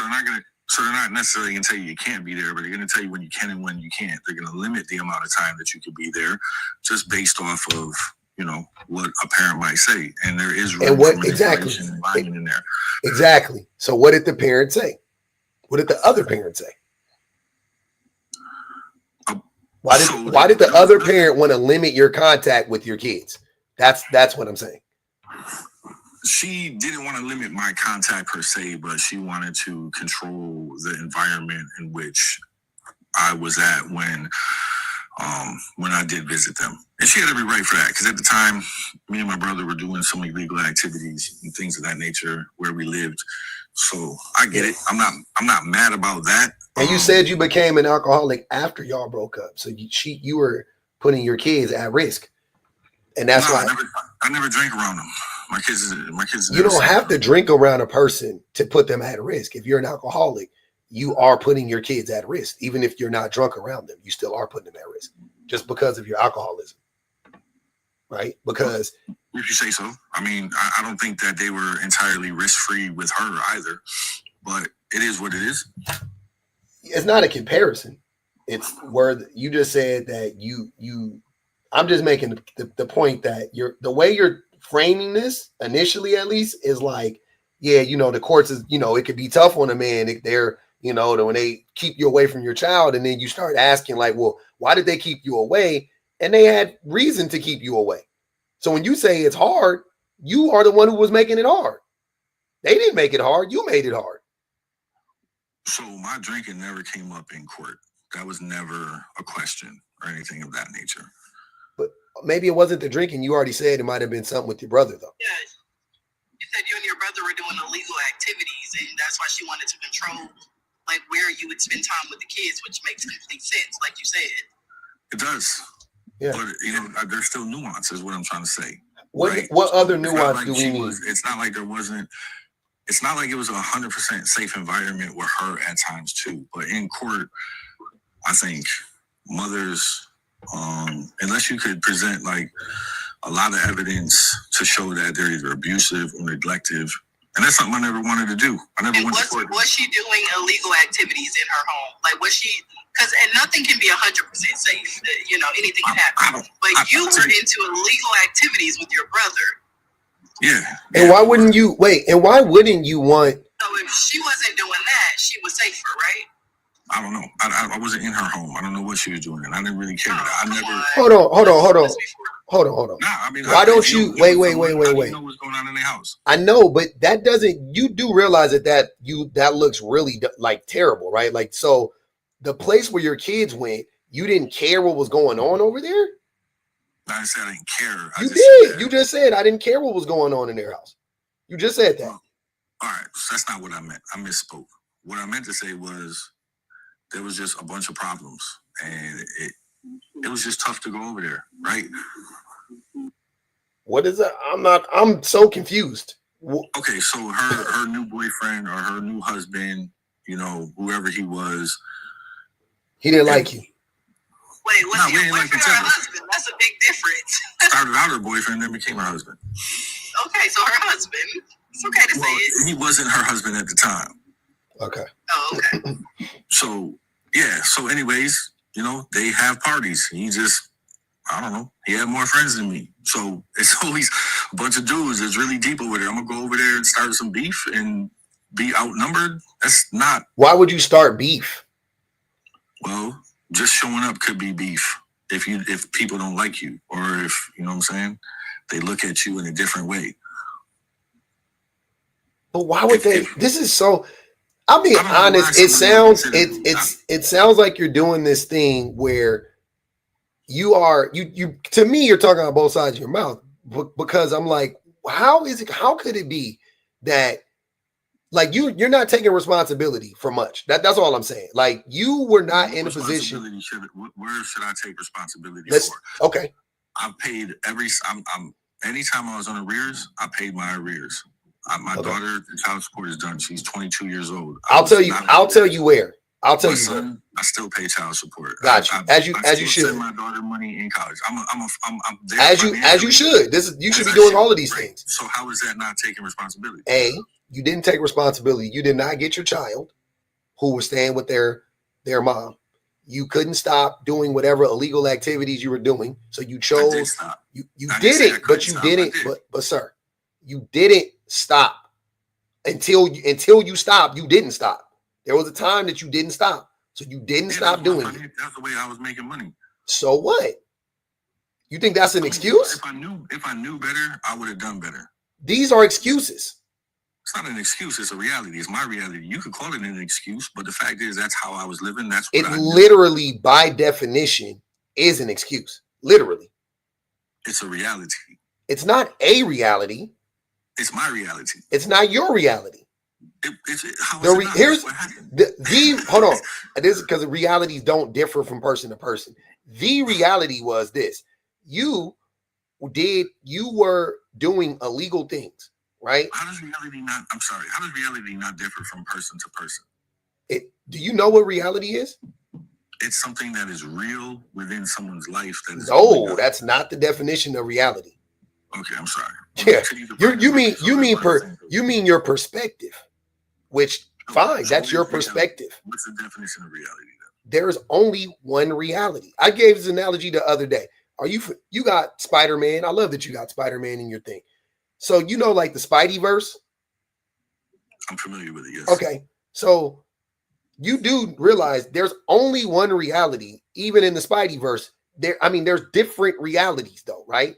But you have to go to that reality, right? You have to go to planet, you have to go to that verse for that reality. For that reality. It's only one reality. You have to go there for that one reality. On this planet, there's only one reality. There's not a bunch of realities on planet Earth. There's only one reality, and that's the one that we all exist in. That's how reality works, right? That's the thing about reality. It's not different. If it's different for different people, then it's not reality. It's something else. So the reality of the situation was you signed up to do illegal things with your brother, right?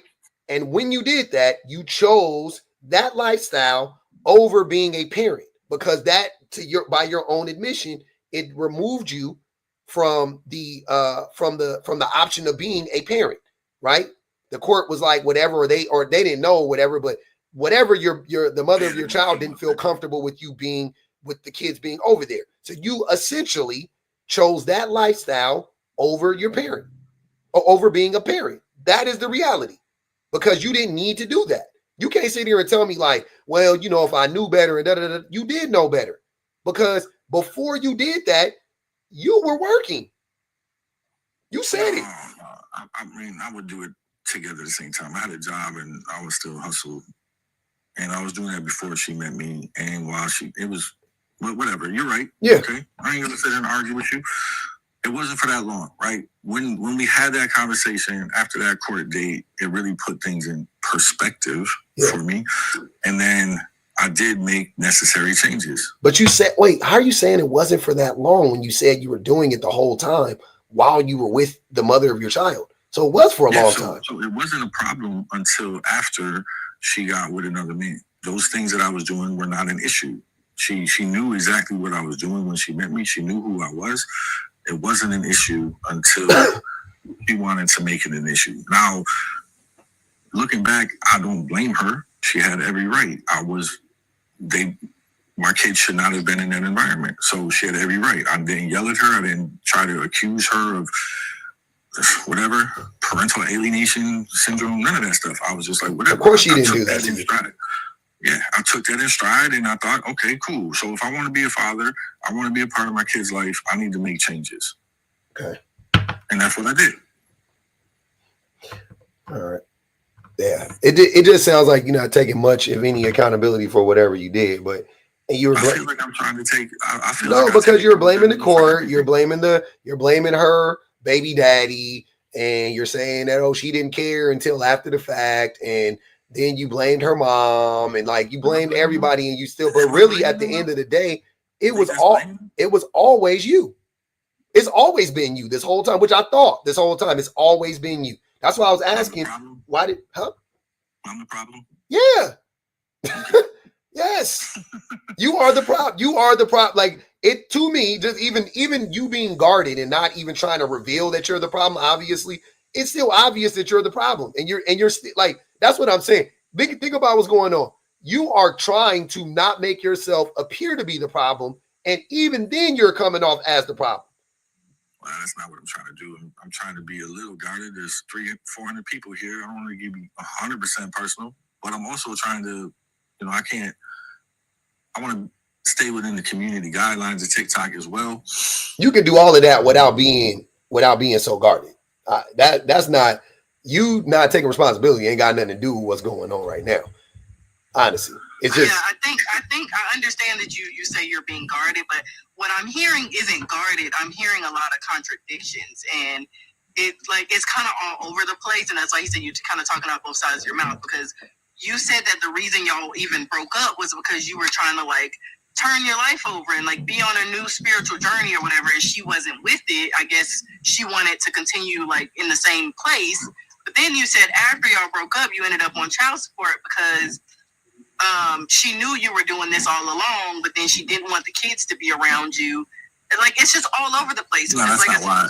That's not why I ended up on child support. It may not be why you ended up on child support, but I'm saying you said you wanted to change your life spiritually and she wasn't with it. That's why y'all broke up. But then it sounds like you didn't change anything because after y'all broke up, she didn't want the kids around you because you were into illegal activities. It sounds like you got worse. It sounds like you got worse after y'all broke up. You started drinking more and you said you was just doing completely illegal shit with your brother. So you got worse after y'all broke. How did you go from wanting to change your life around to being worse after y'all broke up?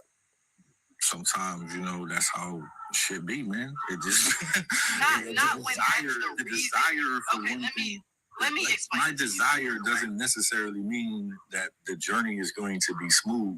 You know what I'm saying? Right, but when that's the reason you broke up, like, okay, imagine this. Imagine I come to you and I say, hey, I want to break up, or not I want to break up, but hey, I want to be Muslim now. I know I haven't ever been religious at all. I don't live my life in a religious way, but I want to be Muslim now. And I want us to be Muslim. And you say, no, I'm not with that. You knew I wasn't religious. I don't want to be Muslim, whatever. And I say, okay, well, I can't be with you anymore because I want us to be Muslim. And then the next week, you see me out at the club, turning up a bottle, half naked, talking about F Allah. You're not going to be looking at me crazy. Like, this is the reason we broke up, because you wanted to be Muslim and I did it. And you are everything but a Muslim? What the fuck? Yep. That don't make no sense. And it sounded more like you was the problem. That's what I'm saying. It sounded like you was the one that didn't want to change. You was the one that was abusing smugs afterwards. You was the one that was doing illegal shit afterwards. Like that all sound like you. So if I'm getting from this, you are the problem, then that's what it is. Yeah, but desire to want to change and the ability to do it immediately is why would you break up with a person off of a desire to change? You hadn't even changed. You hadn't even changed. Like, had you changed, and then you like. Here's what I'm saying, brother. I think there was more to it, but I just don't know. Right? These are what I thought. More to what? Hold on. Who broke up with who? I was just finna ask that. Who broke up with who? That's what I want to know. I think it was a little mutual, but more heartbreaking. It ain't never mutual. Come on, fam. At some point, we gotta. Come on. Who was it? Who pulled the final plug? Who said we're done? This is it. Her. Okay, so she left you. Well, I left her. It was, but yeah, we broke up. Okay. I left physically. It was the I know what you mean, because you was the one paying the shit. I got you. I left, but no, yes, she ended the relationship. Got you. Did you at least realize that you was when you admit like you was the problem? Like, I think that we both contributed to the downfall of that relationship, but I could take accountability for the part that I played in it ending. Yes. Who contributed more, you or her? I don't know. Oh. You. She left you. You were the downfall. I don't understand how everyone could say that, not even common sense, her side of the story or anything. Ain't that the crazy part? Is it? Look. That's the part that's going. It's an assumption. I think wait. But that's the part that's blowing your mind right now, right? Is that this is what I've been saying? You think that I'm not revealing to them everything that I did wrong. I'm hiding all of this stuff, and we are still clocking that it probably. Sir, you can try to. Hey, man. I'm not hiding. All right, you got it. I did wrong. That's not what I'm trying to say. You are. Brother. Every time I ask you a question, your story change or a new wrinkle comes up. What was the question that you asked? I asked you, why did y'all break up?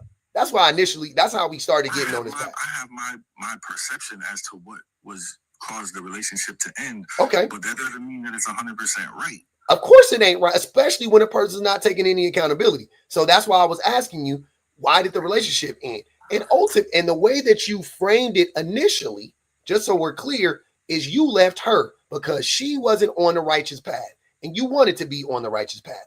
Come to find out she left you. You don't think now, based on just that alone, why? Is that how I framed it? That Chan, is that not how you framed it? Chan, you asked me how it Chan, ended. I gave you hold on, my perception. hold on, wait. Is that not how you framed it? No, that is exactly how you framed it. It don't matter who left who. You did exactly. Who left who is kind of insignificant, whatever. But you did frame it like you wanted to be on a righteous path. She wasn't with it. That's why. Right. But going you in different directions in life come on now, you didn't just say y'all were going in different directions. I did say that. Those are my No, you didn't. Hold on. Those are my exact words. They weren't. We were going in different directions in life. I'm not getting defensive. All right, let her. Can she finish, please? Can she finish? Yes. Thank you. I apologize. You good? You did say that y'all were going in different directions at first, and then when we pressed you to, I didn't know they had these new houses, right? Sorry. When we pressed you to further elaborate, you said you were trying to like spiritually change your life, and she was addicted to stuff. We were both addicted. I didn't deny that. No, I know. And then come to find out, you said she was addicted to marijuana. So that's what he's saying is true. You did frame it. You did frame it like you were trying to be. I can't frame it from her perspective because I don't know. Hold on, let Kiddo go. Kiddo, what'd you say? You trying to frame it like you got away from her, but then you just told us that ultimately she broke up with you. Yeah. So, okay, I wanted to do things. We wanted to go in different directions in life. It didn't work out. And then the final straw was basically she said, it's not working. I was always consistently trying to make things work, but she gave up. So if you want to call that her leaving me, sure, whatever. I mean, she did leave you though. And why did she leave you if you were the one trying to do better? And then hold on. And then why would she leave you if you were the one trying to do better? But then once she left you, you were the one who actually ended up doing worse. Well, because she didn't see, just like what Shenanigans said, it was pretty much spot on. Instead of her trying to be a Muslim, I found Islam. She didn't think that was, she didn't want to do that. That's not what she felt like she wanted. But you didn't want to do it either. That's my point. I didn't know how to do it. Then why would you want to? I just wanted to seek spirituality. That's it. And I was interested in Islam. So I started talking about different opportunities, different options for me to try to just be a better person. When we broke up, I was devastated, and my plans got sidetracked. They got derailed. How long? Yeah, a lot of alcohol was in there, and it did take me a lot of time to get back. Kiddo asked you a question. He said, "For how long did your plans get derailed?" 3-4 years. Jesus. Come on, bro. Jesus. That's a long ass time. Yeah, well, I found more value in the streets at the time. So was you really trying to change in the first place to start with? Maybe not trying, but I certainly had the desire. He had concepts of a plan. That's what Trump said. Do you feel like if you would have concepts of a plan? I did. I had concepts of a plan. I didn't really know how to put that plan in action, man. It's a big change to go from. How old were your kids when y'all broke up? 5. My daughter was 8. My son was 6. Okay, so this was a long time ago, and I think that's what's like kind of bothering me about this because this was at least 10 years ago that all this went down. Yeah, more than that. Oh, 14 years ago. Well, even more than let's say 15. Let's round up. 15 years ago, all this went down, and it's like, and I'm not gonna call you a liar because, like I said, I don't want this to be a defensive kind of conversation.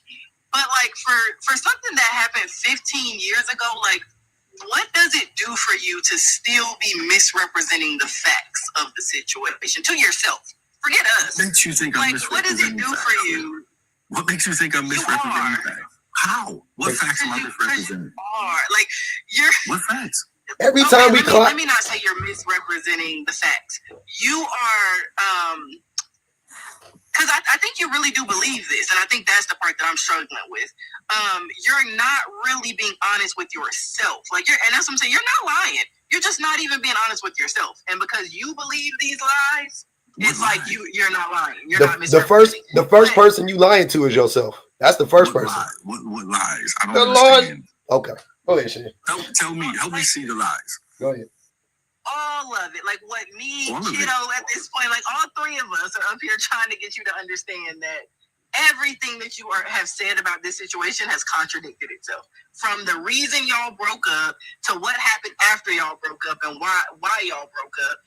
Again, we broke up because I'm looking for spirituality. I'm trying to change paths. I'm trying to be more righteous. And then we broke up because she wasn't on that. But then she put me on child support, and the kids couldn't come visit me as much because I was into illegal activities with my brother, and I got deep into alcoholism. What happened to the spirituality? What happened to the spiritual path? The whole reason y'all broke up. Like you're still not taking accountability for the fact that, like, essentially when y'all broke up, the reason y'all broke up was because you were full of it. You wanted to be something that you weren't yet, and you had a holier than thou attitude about something you hadn't even accomplished yet. I don't see where you were getting that from any of the story. I did not have a holier than thou attitude. I didn't even know what religion or spirituality. It wouldn't have been a reason to break up. Like you said, why would you into it? That she wasn't on. So because you were judging her for where she was, and you were right there with her. Nah, I wasn't judging. You got it. Goodness, then why would y'all have broken up for being on different paths? Maybe she had a reason that she didn't. That I don't know. Wait, you let a woman. You let a woman that you had 2 kids with break up with you for a reason you didn't understand? How can I not let somebody break up? If they want to leave, they're gonna leave. Nah, hey, brother. When do you feel like y'all relationship went wrong? Was it before, like prior to you? Nah, man. I think it was over for a long time. We just was staying together financially and for the kids. I feel like, it was over. We were trying to make things work, but it just wouldn't work. And that was probably the final straw when I decided to start trying to brainstorm on ideas of how to get myself out of the hole that I was in. Depression and other different reasons, and it didn't seem like a viable plan for her. Hey, when you came around, she said, "Oh, you were." Hey, hold on. When you came around, she said, "Oh, you a Muslim now? No more dope game." Well, I hadn't accepted Islam. I mean, it makes sense now. Like that was your last ditch effort to like try to keep her. Like, no, I'm gonna go see the lady. I'm gonna be Muslim. I'm gonna go to church. Like that. You weren't really on that. It was just like, no. It was manipulation. You're still wanting to leave. Nah. I'm spiritual. I wasn't trying to manipulate or to stay with her. Spiritual miracle. Look. You might have not been doing it consciously, but subconsciously. Exactly. That's basically what you was doing, bro. I respect you trying to find. That it was your last ditch effort. And trying to get on that path, you know what I'm saying? But like at the end of the day, bro, like if that was really, really what you was on, it would have took you 3 to 4 years. And I'm not saying every, religious, spiritual person, they not perfect. We all got our flaws. I wasn't really on it like that. I just thought I was exploring options. But look, bro, let me give you what you should have did. You gotta lead by example as a man. Like we men out here, we gotta show and prove that if you want your woman to be something, she a reflection of you. So you know what I'm saying? Like you just saying, "Oh, I'm doing this, I want to do that," but you doing complete opposite. You ain't like. I ain't saying you got to make a full-blown 360, but you got 180. 180, right? Yeah. But like you got to show some type of, you know what I mean? I get that now. Hold on, wait up, y'all. Give me a second, man. I'm behind. I got to read these real quick. I got some super chats I got to read. Y'all definitely keep liking the live. We on there 63,000 likes. I definitely need. Come on, help your brother out, man. Bang the cash out one time. Keep the live alive, please. 504 Emperor said. Men want polygamy but can't pronounce the word correctly. Hold on, I think we passed those. And now we know why trolls live under bridges. We already read that. 504 says they want to get rid of it because currently, if they don't pay it, they can't get a passport. Them niggas ain't going nowhere, especially black men. We know we don't go out of the country. Bud Mitchell said, "What is a dollar amount custody split?" They don't. Yeah, what is the what's the custody split, brother? 50-50, 60-40. I still don't have custody, but I mean, none whatsoever. Nah, I mean, my daughter's 22, my son's 18. I don't need to have. Well, okay, but not now. But back then, what was? Even then, back once. I mean, I paid the child support consistently, and what was the custody split? I never had custody. Oh my God! Wait. Did you ever, you got your life together and out the streets during when they was young? Yes. Well, yeah, I guess around 10 years ago. I can say like the system is more like sided with the women. No, it's not. Don't do that, kiddo. You were doing so well. That's a lie. Don't do it. I mean, look, You were, but don't do worse. What'd you say, kiddo? I said you gotta show me some facts on that. You got to show me some facts on that. Why I always got to show the facts when y'all don't never have no facts? Why does it take, hold on, wait, kiddo, hold on, wait. Why does it take for me to show you anything when you can't, when with 1,000% sure you can't show me shit to substantiate your claim? I have one example. Hold on, wait. Examples are not facts. So like I said, you can't show me a fact to support what you're saying. But you want me to show you want me to go through all of this labor and to look up all of this shit and give you all this shit. Like, please. I'm not a lawyer, right? I don't know what fact I can show you, but not a lawyer. Please let us hear the example. An anecdotal evidence, right? You can give me anecdotal. Let us hear it. When my son was, I think, 11 or 12, he started to act up in school. I was doing much better at this time. I could have taken custody of him. I could have, and I went to court to seek custody of him. But I didn't go there and say anything negative about his mother because that's his mom. I didn't want to go there. Actually, to be honest, she's not a bad mother. There was nothing that I could go there to the judge and say. She doesn't sound like it. She sounds great. Okay, yeah. She sounds like a better parent than you. Thanks. Anyways. I'm keeping a bean with you. Be quiet. Let us hear the story. So, yeah, they kind of side. All right, so I just went there and I said, "Listen, Your Honor, my ex, right? She's done a great job of raising a fine young man, but now he's getting older. He doesn't have a man in his life. He's starting to act up. I would like to now take custody of him and try to show him some more guidance. He needs a man in his life." The judge told me we do not remove children from the homes or from their mother without significant evidence to prove that there is either neglect or abuse in the household. You just wanting to be there is not good enough. That's what if he was 2 years older, he would have been able to advocate for himself and choose. In my state, once a child is 13 years old, they can choose where they want to go. But since he was just 11, so I feel like that is a default towards the mother as the best case scenario. But they didn't say the mother though. That's the lie. Because it wasn't, if you were the father and you had custody and the mom came into court and said the same thing, they would have said the same fucking thing. They'd have been like, we don't remove a child from a stable home without significant evidence, which is true. It ain't about it being the mom. How would the mother be able to come into court and say that she wants to teach her child how to be a man? That's not, first of all, hold on, wait. I'm going to tell you something right off the rip. First of all, that's a dumbass argument. If I was a judge, I'd have laughed in your face. I'd have been like, what do you mean teach him how to be a man? What do you mean? How do you teach somebody how to be a man? A positive male role model in a young man's life is important. No. Well, we'll disagree on that. You weren't positive though. I was positive. You were not positive. You weren't even around. How could you be positive and not even have custody?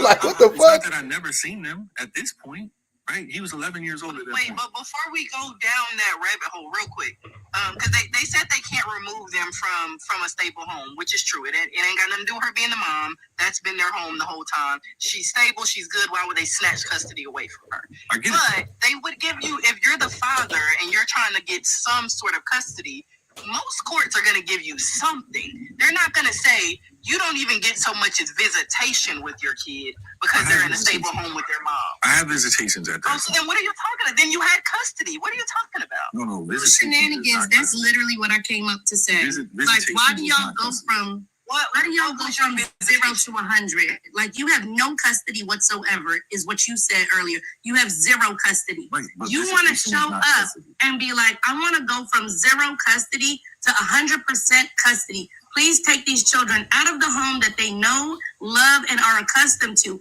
and send them over to my house where I am virtually a semi-stranger because I've never had custody at all. Why don't you say something like, hey, listen, right now I'm only seeing my kids about 1 or 2 times a month because of how things are.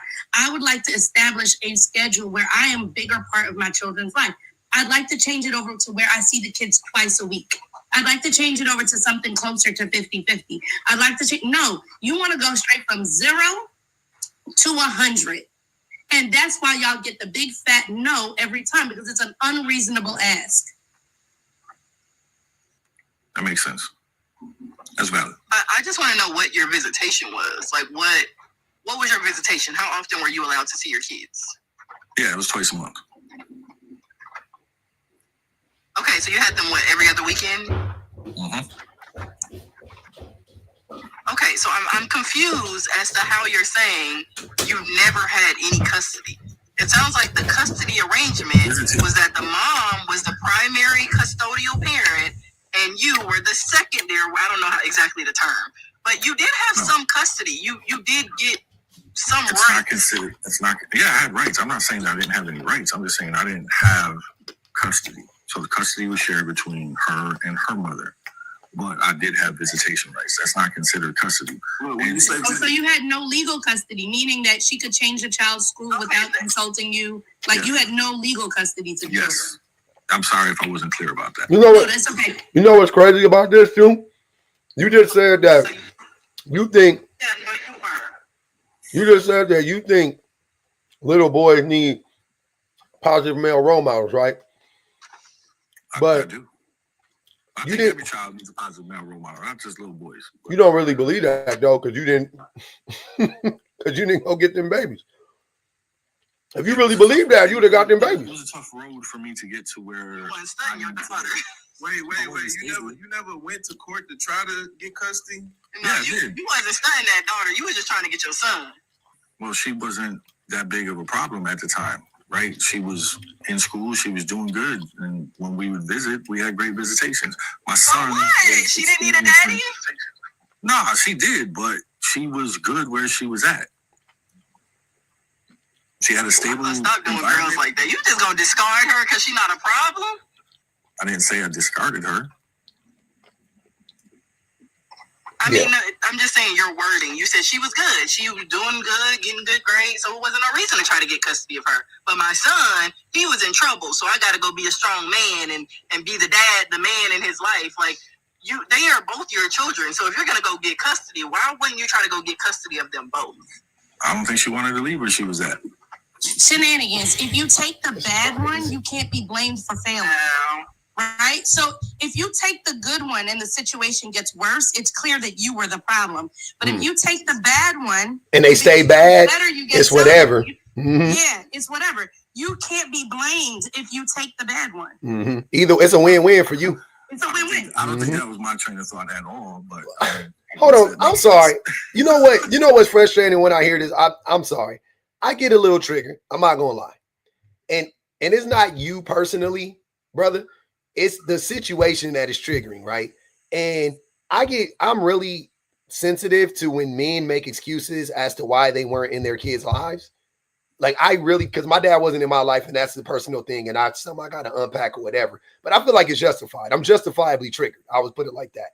I hate hearing men use every fucking excuse under the sun as to why they weren't in their child's life. I hate it. It makes me want to vomit every single time. I have no respect for it. I'm not there. You said, "Oh, I don't want no empathy," and I said, "You ain't gonna get none here." I mean that times 10. Like not only will you not get empathy, you will get ire and you will get anger because you're lying. You playing a game. You are lying to. We already told you are lying to yourself. You're trying to act like, and that's what a lot of deadbeat dads do. They do that. They do the like. I've been trying. No. Saying that you tried to do whatever, you didn't try hard enough. You know you didn't fucking try. You know you didn't try. If somebody give you something to fix, right? Like my kids do. I ain't gonna even hold you. My son gave me some shit the other day, and it was a little remote control car. He broke it, and I tinkered with it for about 10 minutes, and I was like, I give up. I was like, I can't fix it. It's broke. I'll buy him a new one, something like that. Then my wife was like, give it to me. And she put it together. You know what I'm saying? It took her 5 or 10 minutes and she put the shit together. I didn't try. I didn't try hard enough. I'm not saying I didn't try at all, but I didn't try hard enough. Like I know I didn't give it the energy or the effort or whatever, because what I could have done was I could have, since I could, and I'm not saying she did this, I'm just saying that if I couldn't figure it out on my own, I could have went on YouTube University, looked the shit up, did the research myself. You know what I'm saying? I could have took the 30 minutes to fix his toy that he wanted fixed, but I said, I give up. I'll buy you a new one. You can't do that with kids though, but that's essentially what you did. You put some energy, you put some effort in. I'm not saying you put none in, but you didn't put nearly enough. And if you're going to sit here and try to tell me you did, then okay, I'm not going to accept it. But okay, is that what you're going to tell me though? Like, yeah, man, I was fighting tooth and nail, man. I petitioned the court 30 times. I did that. Did you do any of that? Like what? Because if that's what you got to do, that's what you got to do. Petitioned the court several times, but yeah. Okay. Yeah. I will succeed on that. I could have tried harder. Significantly harder. Like not like a little. I don't want this to be understated. Saying I could have tried harder is like, you know, in theory, it's like, hey, everybody could do better. Nobody's perfect. Like, I'm not saying that, bro. But like, you know, you didn't try hard. Even by your own standards, you know you didn't try hard. You know it. And these are your fucking kids. You see what I'm saying? So when you come up here and start hemming and hawing and like, well, how you don't know the relationship status of the mother of your, like, that is important. How do you not know if the man is still living in the home of the mother of your children? You are not fit to be a fucking parent. I see why you didn't get custody. That's like bare basic shit. Like what? You don't know. You didn't care. You didn't care about you didn't think about nobody else. You didn't think about nothing else. It was just when it would crop up, you would get excited and be like, okay, I should go get my son now. And then you would try to go out and get him, but you wouldn't actually do any of the work. Then when the court denies you, here you are going, oh yeah, the courts favor the mother. They don't. They don't. Look, kiddo, he is proof that the courts don't favor the mother. Let me reiterate what I was saying. I wasn't saying that, but I was going to say after that, because somebody else said it too. The fathers, they usually don't try as hard in court. They don't do shit. They don't do shit. Most dads don't even go to court. I was gonna say though, it is lawyers out here that deter men from that as well. But look, there's no excuse though. So I'm not saying it's an excuse, because I'm just in your situation. You know what I'm saying? My father wasn't like you. You know what I'm saying? He could have tried harder. Facts. I agree. He could have tried it all. My daddy didn't try it all. I don't know about your dad. That's what I was saying before. I think men give themselves concessions for not trying. Like you saying that you wanted to go get him when he was 12 or 13 because he was causing trouble and he needed a dad in his life. You feel like the court was supposed to be empathetic to that and give you custody just because you're a dad, not taking into account that you spent all these years getting yourself together. Meanwhile, he was in a home with somebody else. That person is going to get first priority because that person didn't take 3-4 years off to go get themselves together. So you can't, it's like y'all want to have your cake and eat it too. Y'all want to be able to step away from parenting or do, minute, whatever you can do in the moment while you get yourself together. And then when you feel like you're together, you're like, I have rights and I want custody of my kid. It doesn't work that way. It's not about favoring the mother. It's about y'all picking and choosing when it's convenient for you to be a father. And you went to court and you tried to pull a fast one on the judge with the, well, he's a boy and he needs a man. And the judge said, we're not falling for that over here. You're not going to try to get me in your good old boys club with misogyny bullshit like boys need men in their lives or whatever, right? And then they didn't fall for it. And here you are going like, yeah, man, I mean, the ball just didn't bounce my way. And that's what a lot of men do. Oh, the ball, shit, man, I just got unlucky, that judge. Like, what? Can I ask this man 2 questions? Go ahead, Yellow Chick. Go ahead, Yellow Chick. Let me ask you 2 questions. Real quick, though. You said, sir, that you believe, particularly with boys, also girls, but particularly with boys, that it's important that they have a good male role model. That's correct, right, sir? That's not the question. I just wanted to say. Positive male role model. Yes, it is. Positive role model. Okay. How old were you when you got your ish together? I'm sorry. How old was your son when you got your ish together? 15. Why didn't it happen the moment he was born? Because you, sir, know that it's important for a son to have a great role model. Why didn't his birth encourage you to change your entire life upside down? It did. That's my question. It did, but you know, I didn't have a positive role model to show me Oh what my a positive God. role model was all about. Look at it. Look at him. You Am I just supposed to wing it? How? Yes. How old are you? 40 years old minimum, right? Yeah. How are you I'm 42. You in your 40s. I just told you my daddy wasn't there. I didn't have no positive role model. The image that I have of my dad is an abuser and a pimp. An alcoholic, abusive pimp. That's what those are the three words that would sum my father up in a nutshell, right? Applause to you to be able to do it a lot faster than I could. But that doesn't mean that, you know, I didn't have the desire to do it. You did it. 15 years, sir? You didn't have the desire to do it. That you sound like my dad. That's the stupid shit he used to say. You know I love you, son. You know I wish I could be there. Who was stopping you? Shit, my mama, they never even went to court. So you can't. Well, my dad is even crazier, but that nigga used to say the same type of shit. Oh man, you know I would love to be there with you if I could. Nigga, you live an hour away. Why can't you be? Like that is pure manipulation and gaslighting, without a doubt. Sir, if somebody's playing basketball, right? If somebody's playing basketball and they shoot the ball, but it doesn't go in, how many points do they get for desiring the ball to have gone in? They get an attempt. All the niggas get is an attempt on the. You get an attempt. I mean, that's all you get. It's a stat. It's a stat. It ain't a good one. No, it's not. But it ain't a good or bad one, actually, in that instance. But if it don't go in, it counts as a missed shot, which is bad. All right. Well, and the good news is hold on. Mostly in the past. Nah, it ain't the good news. Them babies, see, it's in the past for you. Hold on, kiddo. It's in the past for you. Your son is 18 years old. That is a child. Your daughter is 22 years old. That is a child. They are still children. And now, hold on. And now they're going to have to go through their life and figure it out for themselves. They got to unpack all the drama, all the trauma that they absentee father caused them. They got to deal with all of that shit now. And you talking about it's almost over. Nigga, it just started. I wouldn't call myself absent. 100% you're an absentee father. Without a doubt, you're an absentee father. They know who I am. I know who my father is. See? And we hang out often. Sir. If it was trauma, I hated it. I mean, I don't see my daughter that much. She doesn't live in town. Her school is out of town. But when she does come home on her breaks, we spend time together every single break. My son, he doesn't live that far away from me. I see him all the time. I give him a ride to and from work all the time. So you drive Uber or you go? What you mean? He call you? What you mean, man? You give him a ride to and from work? What you talking about, brother? License, and if he wants to ride to work, I'm gonna be that ride. I wouldn't say I'm his Uber, but he can't drive. He don't have a license just yet. He don't have a car. So why aren't you teaching him how to drive? Right? Because it's not about giving the fish at this point. Now you have basically adult children. It's not about giving the fish anymore.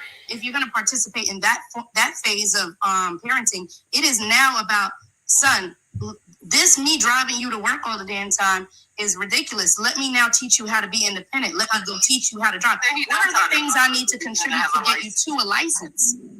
Okay. You got it messed up, sir. This shit crazy. I don't think you heard what we heard you. No, we heard you. He don't have a license. He just doesn't have a license. He doesn't have a license, yo. So I could let him drive illegally. That's not. No. You could help him get his license. That's what she's saying. How can I help him other than offer to pay for it? But he does have a job. He should pay for it himself. And why? To remind him. Why? Wait. Why should he pay for? Why? Why you can't pay for that? I would pay for it. What are you waiting on? Paying and driving back and forth. My daddy took me to the place to get the license.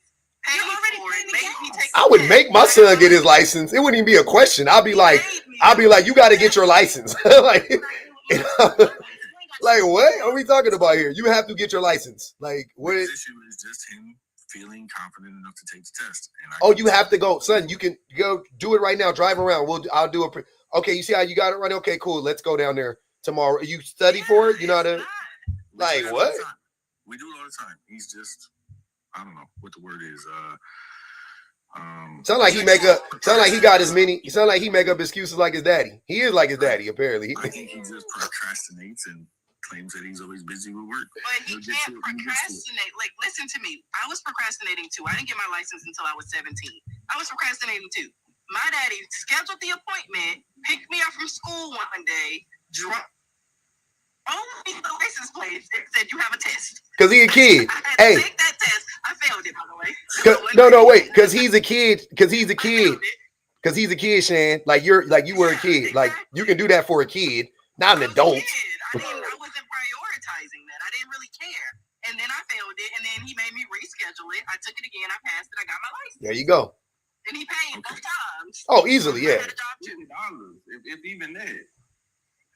I think it's, I don't know, New York. I think it's a little guap out there because it costs some cheese in LA, but it don't matter, nigga. You a grown man. What's $200? But that's crazy, man. Hold on. Arlette said, I get child support in NYC. It is 25% for 2 kids, not 34%. That's what I never heard 34%. That's some new shit. So I tried to explain that, right? It's 17 for 2. I know, but they cap it out at a total of 25% or whatever the case may be, or 30%, I thought, or whatever. Right. So with 2 separate cases, it was as if I had 2 separate baby moms, even though I only had one. So 17 plus 17. Oh, because of the mom. Because of the mom got custody. Yeah, I got what you're saying. So one child was living with their grandmother, their maternal grandmother, and my son was living with his mother. So that's 2 separate cases, 17 plus 17. No, that don't matter. I don't think they care about that. But whatever, though. I could be wrong. You're right. I ain't gonna argue with you. That's how it worked out for me. That's what I'm saying. I ain't gonna argue with you. You got it. I don't work for child support. Shanika said, men think because I'm there, they are contributing financially equally to the child. You should want proof you are paying. Put yourself on child support. Teresa said, I'm not replacing Mary Jane with Jesus. By no means. Your favorite irritation said she was favored because she was more prepared, not because the court, quote unquote, automatically gives custody to mothers. It doesn't. I hate men saying that is diabolical. Invincible Summer said he paid for his daughter's education. How much did he pay for tuition? How'd he afford that? I didn't say that I pay for the entire tuition. I say I help with the tuition. Okay. 504 Emperor said, lying about being spiritual while an alcoholic and selling grass is crazy. I didn't lie about that either. I said that I was interested in trying to seek spirituality as a means to concepts of a plan. We know. Mayflower said he should just admit that he was young and immature and not ready to raise a family, period. Yeah, that'd be the best route to go. I think I did say that. But that wouldn't excuse the subsequent 20 years of him fucking being a deadbeat. That's crazy. 504 Emperor said, be honest, you wanted to stop paying child support. 504 Emperor said, I want to come up. I don't know where you're at. Oh, you mean on YouTube? On YouTube? Okay. Teresa said those kids were in a 2-parent household with a stepdad. That's true. Shanika said, men will try till they see Jesus. Women do. Women will, quote unquote, try till they see Jesus. Women do. I don't get it. Okay. That's the part hold on, y'all. Hold on. Oh, women do. Oh, okay. Yeah. Hold on. Let me try and women do. Yeah, women actually do. Mayflower said, for no accountability, too many excuses told enough already. Let him go. That's 10 on his head. They put. So Nigel said, if at first you don't succeed, blame it on your baby mom. Did I blame her though? You did. It seemed like I was blaming her. You definitely seemed like you were blaming her. What I blame her for? Hold on. We'll litigate it again. We'll relitigate it. Give me a second. And Ali said, Negroes will file every claim, pay every deductible to their insurance for that stolen Hellcat. But them kids, it's always, they'll be all right, which is a fact. Shan already laid it out for you. But you were basically saying that the reason why you and your baby mama broke up was because she didn't want to become a better person, and you did. I'm just boiling it down to that. You wanted to become a better person, she didn't. Therefore, you were blaming your baby mom for the breakup, when in reality, both, not at best or at worst in this case, neither one of y'all wanted to become better people.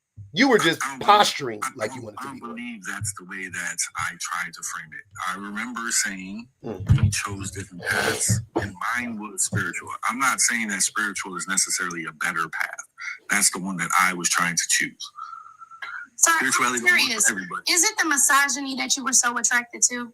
Like when you living your life as you're living it, all of a sudden you're like, you know what, I want to be more spiritual. Is it because you wanted to be the leader? No. No, I didn't see any misogyny. Sometimes it be on some, I want that woman to know that I'm the head of the house and I'm having a hard time getting her to accommodate me as the leader. So if I add some spirituality to it, then God will tell her, because I've been trying to tell her and she ain't listening. And then at some point the woman's like, you know what? I'm not listening to neither you nor your God, and I'm out. As a matter of fact, you get out, and then 10 years later, you on somebody's panel talking about something. Well, we broke up mutually, and I left when that lady told you to get the heck out. Well, she didn't really tell me to get the heck out because it was my house. I was paying the bills. But no, I didn't think about it like that. I was just concerned with myself and trying to be a better man. Whether she accepted it or not was up to her. I didn't say that it was better for us all.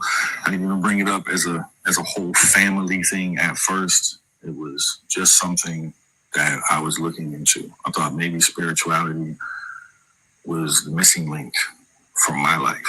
I was being selfish. Yeah, I think a lot of people sometimes it's like, oh, I can't get my life together. I don't know why things aren't working out for me. Let me become a Christian. Let me become religious. And they don't, and that's fine. Like that, I'm not knocking that, but it'd be way more obvious things that you can do to make your life better. And this, I'm not talking to you because this is all in hindsight, but like it'd be way more obvious things that you can do to make your life better. Like, I don't know, stop drinking, stop selling smugs. And I think which maybe I did. That, right, no, eventually, I'm saying before, like, I think for you, I think I think for you in the moment, it was like, things aren't going the way I want it to go, and I'm trying to figure out what I could do to, like, change paths, change courses, make this better, save the relationship, whatever the reason is. Let me try spirituality. But you tried spirituality before you tried the much more obvious things of like, let me actually just stop doing some of these things in my life right now. Like, I can try spirituality too, but in conjunction with that, let me just stop doing the very obvious things that's like messing my life up. That's just for one. And for two, I think, and you can respond, but one more thing. I'm still a little bit confused about why your daughter was raised with her grandmother for, I guess, the rest of her childhood or whatever, even though the mom got remarried and had full custody of the son. So everybody just left the daughter, like, everybody just said, forget her? No. All right, so the reason why I was seeking spirituality, I had tried rehab, I had tried many other things, and it didn't work. I decided that, my moral compass was broken, and I felt like some form of spirituality would be a good way to try to repair it, or to give me one that I never had, whatever it was. How did that ruin your relationship, though? I don't know if that was exactly. I want to hear the answer to both questions. Wait, when did you try rehab? When did you try rehab? Actually, I met her when I was in rehab, so I had been trying rehab a few times. But you said you weren't an alcoholic when you guys were together. You said that didn't happen until after. I mean, it's a topic of discussion. Some people believe once alcoholic, always alcoholic. Some people believe you can be cured. I had times, significant periods of sobriety throughout my life. When I had met her, I was at a period of sobriety. I'm not lying. What am I lying? You went to rehab while you were in the relationship, but you weren't an alcoholic?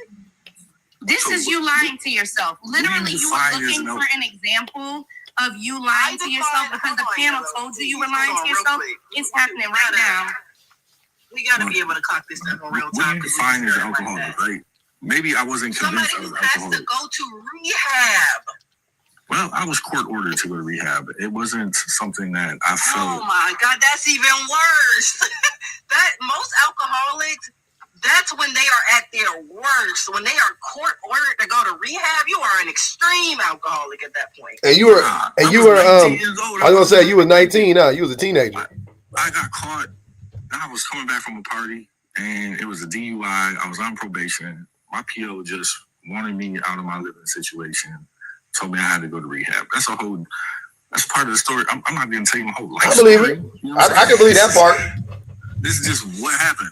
But those things would make it make more sense because you were court ordered at 19 to go to rehab because you got a DUI. But that's a completely different conversation than I tried everything. I tried to go to rehab. I tried to fix. You know what I'm saying? That was later in life, though. That was later in life. Yeah, but that's that's when I was 19. We were talking. The whole conversation started. Again, the spirituality conversation came up before y'all broke up. So you tried everything, right? And then you leaned on spirituality, but everything, all of that stuff happened before y'all broke up. Am I wrong? It was going. I mean, it had started before we even met, and I was still trying while we was together. And then okay, so that was my point. You tried the rehab, you tried everything, and then spirituality was kind of like, okay, this is my next thing because all this other stuff isn't working, right? Yeah, it seemed to me that the same 12-step program that they teach you in rehab, you can get all of those through religion. It's all the same stuff, in a sense.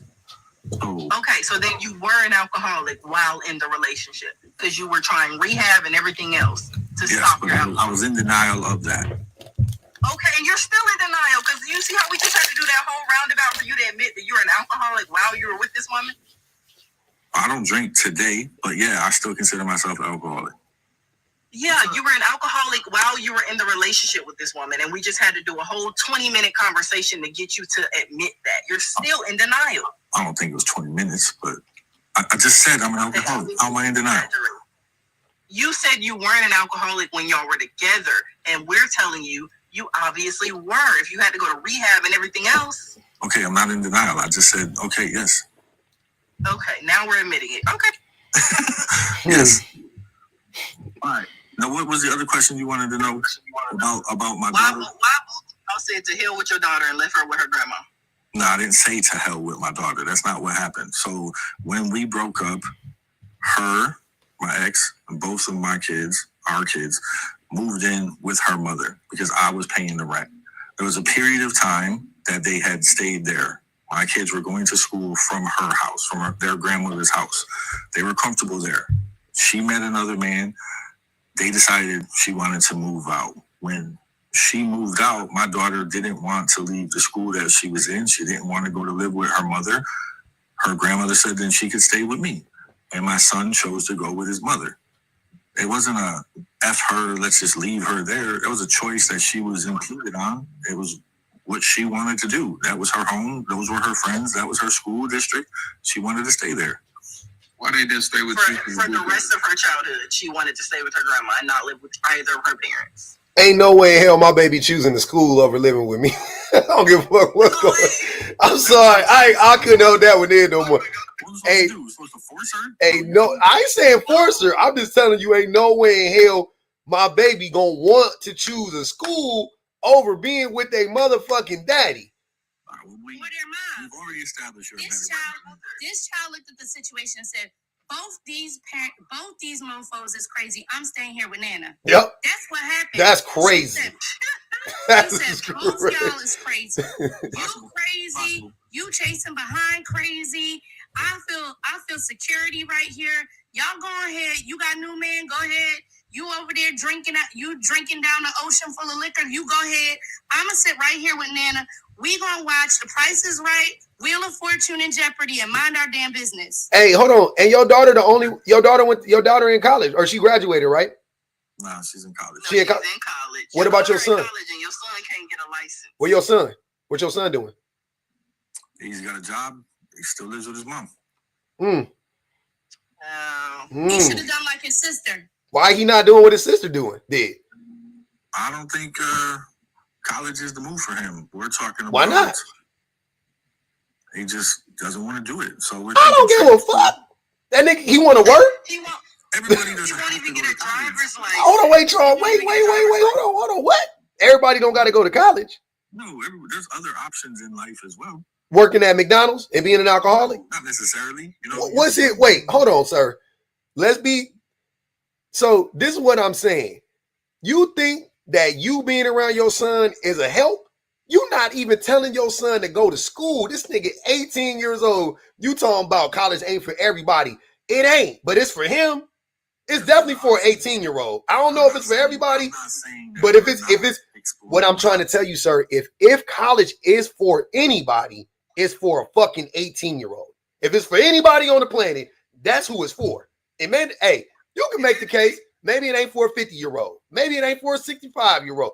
It's for a fucking 18-year-old, no doubt about it. There's other types of education that you can get that could help you. Which one is he doing then? Which one of the other choices? Because what you didn't say is, oh, he didn't want to go to college. He's enrolled in HVAC. He really wanted to do that. Oh, he didn't go to college. He enrolled in a mechanic. Oh, he didn't want to go to college. He's signing up. He's trying to determine which branch of the military he wants. Okay, so the other options, which one is it? These are options that we're exploring. I'm trying to motivate him to decide to pick one. He's not motivated to do any. But why in the meantime? Do you see what I'm saying? To the people saying, he can go get a trade. You can go to college and go to get a trade. It ain't either or. You could. I would love to see him do any of that. But right Why didn't you have this conversation with him a year and a half ago? How do you know? 5 years ago, yellow chick. 5. Because, okay, so let's say it's by the time the kid is 16 when he decides, I absolutely do not want to go to college, but I would rather do blah, blah, blah, blah, blah. By the time, like, yes, some kids don't go to college right out of high school. Okay, fine. But they should know what is it that they plan on doing instead. Yes, it would be nice if he knew. He hasn't decided yet. It would be great. I just want to point out that the single mom, aka the grandma, did the best in the situation. Yeah, W for Nana.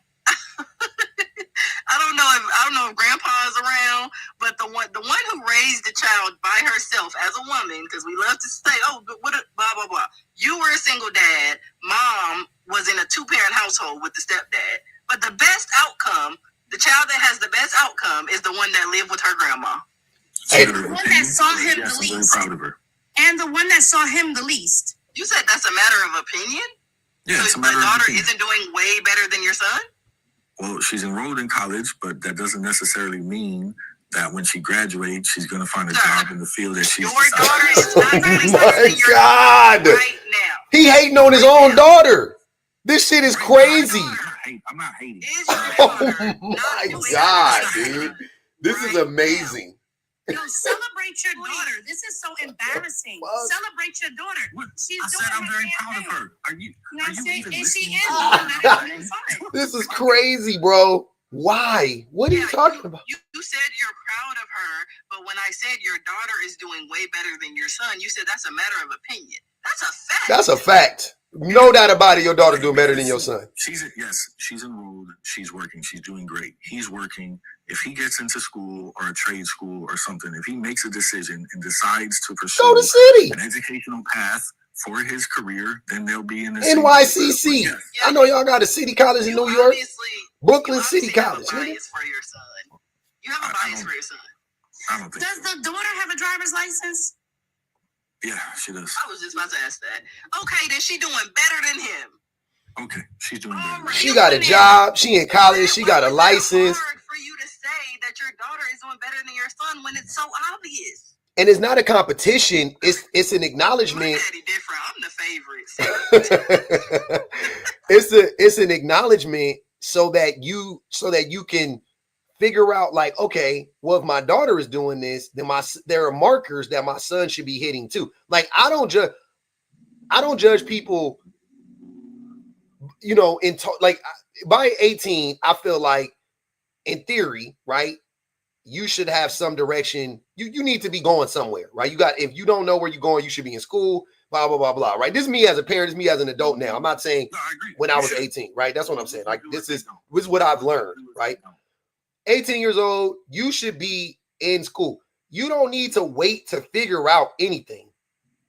Just go to school. Just go to city college. It's cheap. It ain't like I'm saying go to a university and go spend a bunch of money, because then you can make the excuse, well, why would he go to school when he may not want to do that long term? That's fine. I hear that. That's why you go to city college, right? Start doing your prereqs, and then maybe a year later to a semester later. Now it's like, all right, well, you know what? We actually decided to go the trade school route. Fine, right? Cool. My thing is, he is so young though. Why can't he do both? He is so young that it doesn't make, like, if you 30 and you got kids, okay, cool. Make a choice, right? Right now. Put your foot, yep, cool. I'm with it. My guy is 18, no kids. Right? No kids. Do both. Not an either or. I mean, we have these conversations. I try Sir, to motivate him. What am I supposed to do? Drag him by his neck? Hey, you asking me what I would do? I don't get physically violent with my kid, but proverbially, not in the most literal sense, yeah, I'm grabbing that nigga up. Like Shan said, my daddy signed me up to get my driver's license. I'm making that nigga like, hey, you going to school? I filled out everything for the FAFSA and all of that shit. I got I got the waivers and shit. I got the BOG waiver for you. Woody woo woo woo. You know what I'm saying? We gonna, you know what I mean? What you want to take? Let's do English, math, and you take an elective or whatever. I need you to do let's do 12 units. You don't gotta do 15. We'll get you 12, and then you can stay. You know what I mean? Like, what the fuck is we talking about? Real quick. Sir, the entire reason that y'all give for a child needing to be a boy child, particularly needing to be with his father, is because y'all are the ones that are capable to force them through becoming good adults. So here you are, sir. Why are you incapable as a present father to force this child through becoming a valuable part of society? That's your whole claim to fame. Define force for me in this context. Coerce. Y'all will say push, drive. I don't give a motivate out, whatever. This your son. You can't motivate him. Influence. Like, you can't get this boy to go to school. Like, oh man, it's posing difficulty at the moment. Yes. All right. I think you can't get him to go to school because you don't care if he goes, because you just alluded to it. That's because why. Maybe you don't want him to do better than you did. Oh my God. That's a whole nother story. Right? No, that's a whole nother. You know what I mean? Because it's a lot of that could be the case. That goes on. What? I ain't saying it ain't. I ain't saying it is. Could be. Nah, it's not. Okay. I'm glad you could clock it that fast, because I'm not so sure. Because that's crazy. Like, oh, everybody don't got to go to college. That's the same. I'm not going to tell you who said that shit. But I heard that shit from somebody said that to their kids one day. And me and my wife was in the, you know, you can't raise other people's kids.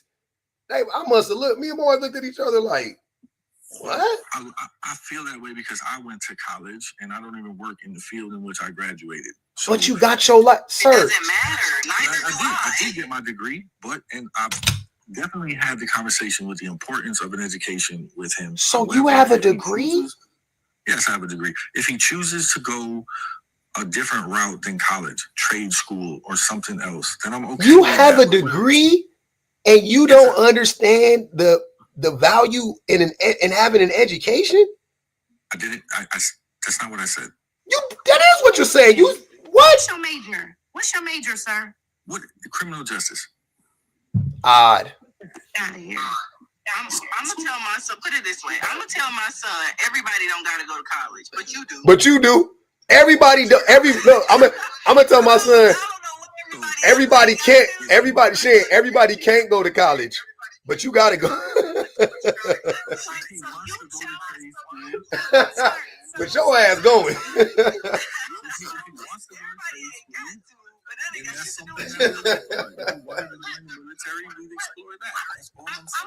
I'm gonna be petty now. You chose a life of crime and a major of criminal justice. What did you learn about yourself? A lot. You understand? Like, the one thing that your life of crime, the one major that your life of crime was definitely going to hinder. Hustle some trees. That's not choosing a life of crime. It's not like I did 15 years in prison for some homicide.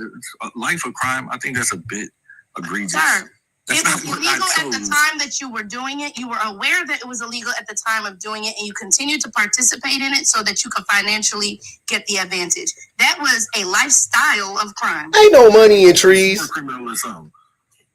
Ain't no money in selling trees unless you selling pounds. You gotta be moving weight, like hand to hand, dime bag, nick bag. You ain't making no money off of that shit. I sold that shit. I started selling that shit when I was 12 years old. You don't make no. You make just enough money to smoke. That's what you make. You make enough money to support your habit. That's what you got. It certainly didn't seem like a good long-term investment for sure. It's not. That's what I'm trying to tell. I knew that shit at 12. Right. So no, I didn't choose a life of crime, man.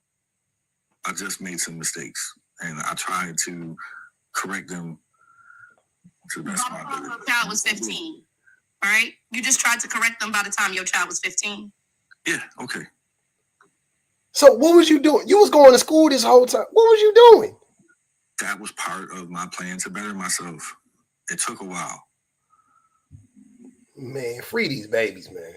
Free these babies for real. Hey, Jay Lovely said, I thought he said he took a chance on her. How when you was in rehab? He did say he took a chance on her. He made it seem like she was doing way worse than him. I'm to find out they was in the same place. Bum Mishra said that's why he didn't get custody. Yeah, because he was fucking terrible. Vanna said, public, you were doing God's work with these case studies. Oh my God. K Clock said, whose name and social security number are on the parent plus loan? Ooh. Who name on that loan, brother? What loan? For your daughter when she goes to school. For her college loan. We pay tuition. She don't have a loan. Oh, both of y'all pay together? Okay. Well, look at y'all. Is she partial scholarship? No. Oh, okay. I was about to say W to the Nana again. Nah, okay, she getting shit. They paying. Yeah, man. Reese Scott said, prime example of how men are coddled. The girl had to grow up and excel, but the boy was allowed to remain in mediocrity. Drop him is sad. That's 10 on his head.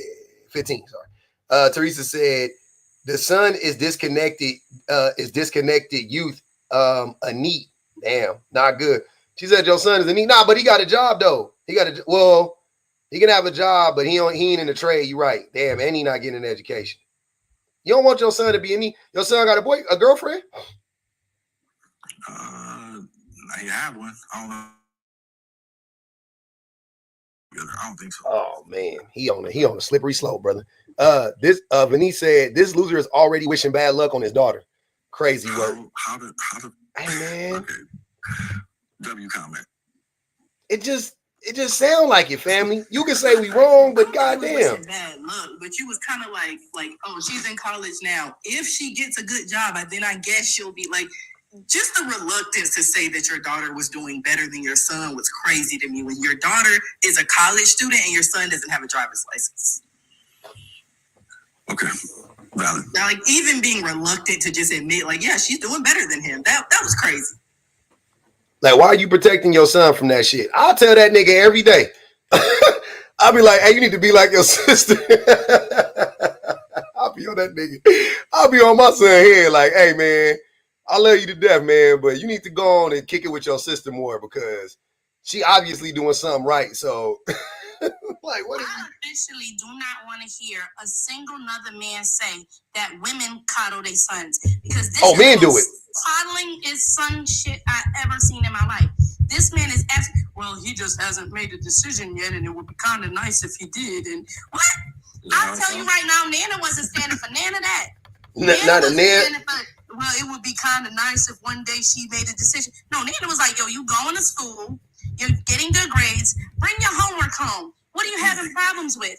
Sounds good. That's not how it was, though. How was it? She did that all herself. She did it all herself. Even more amazing. Yeah. Even more amazing. Yeah. Right. That's even crazier. Like, come on now. Your daughter sounds just way. I know as a parent, you don't want to compare your kids, but just like objectively, it's not saying your daughter is a better person or has more value, but like objectively, she's doing better. She's miles ahead of him. Yes, she's miles ahead of him. And he got you there. So you got two. By herself. Hold on, wait. So you got two people helping your son, and he can't get his shit together. And your daughter did it all on her own. She really got it out the mud. Like, I think he does have his shit together. He's working full time. He's just what does that taking a while to mean? decide as to what he wants to do educationally. All right. I'm rooting for him.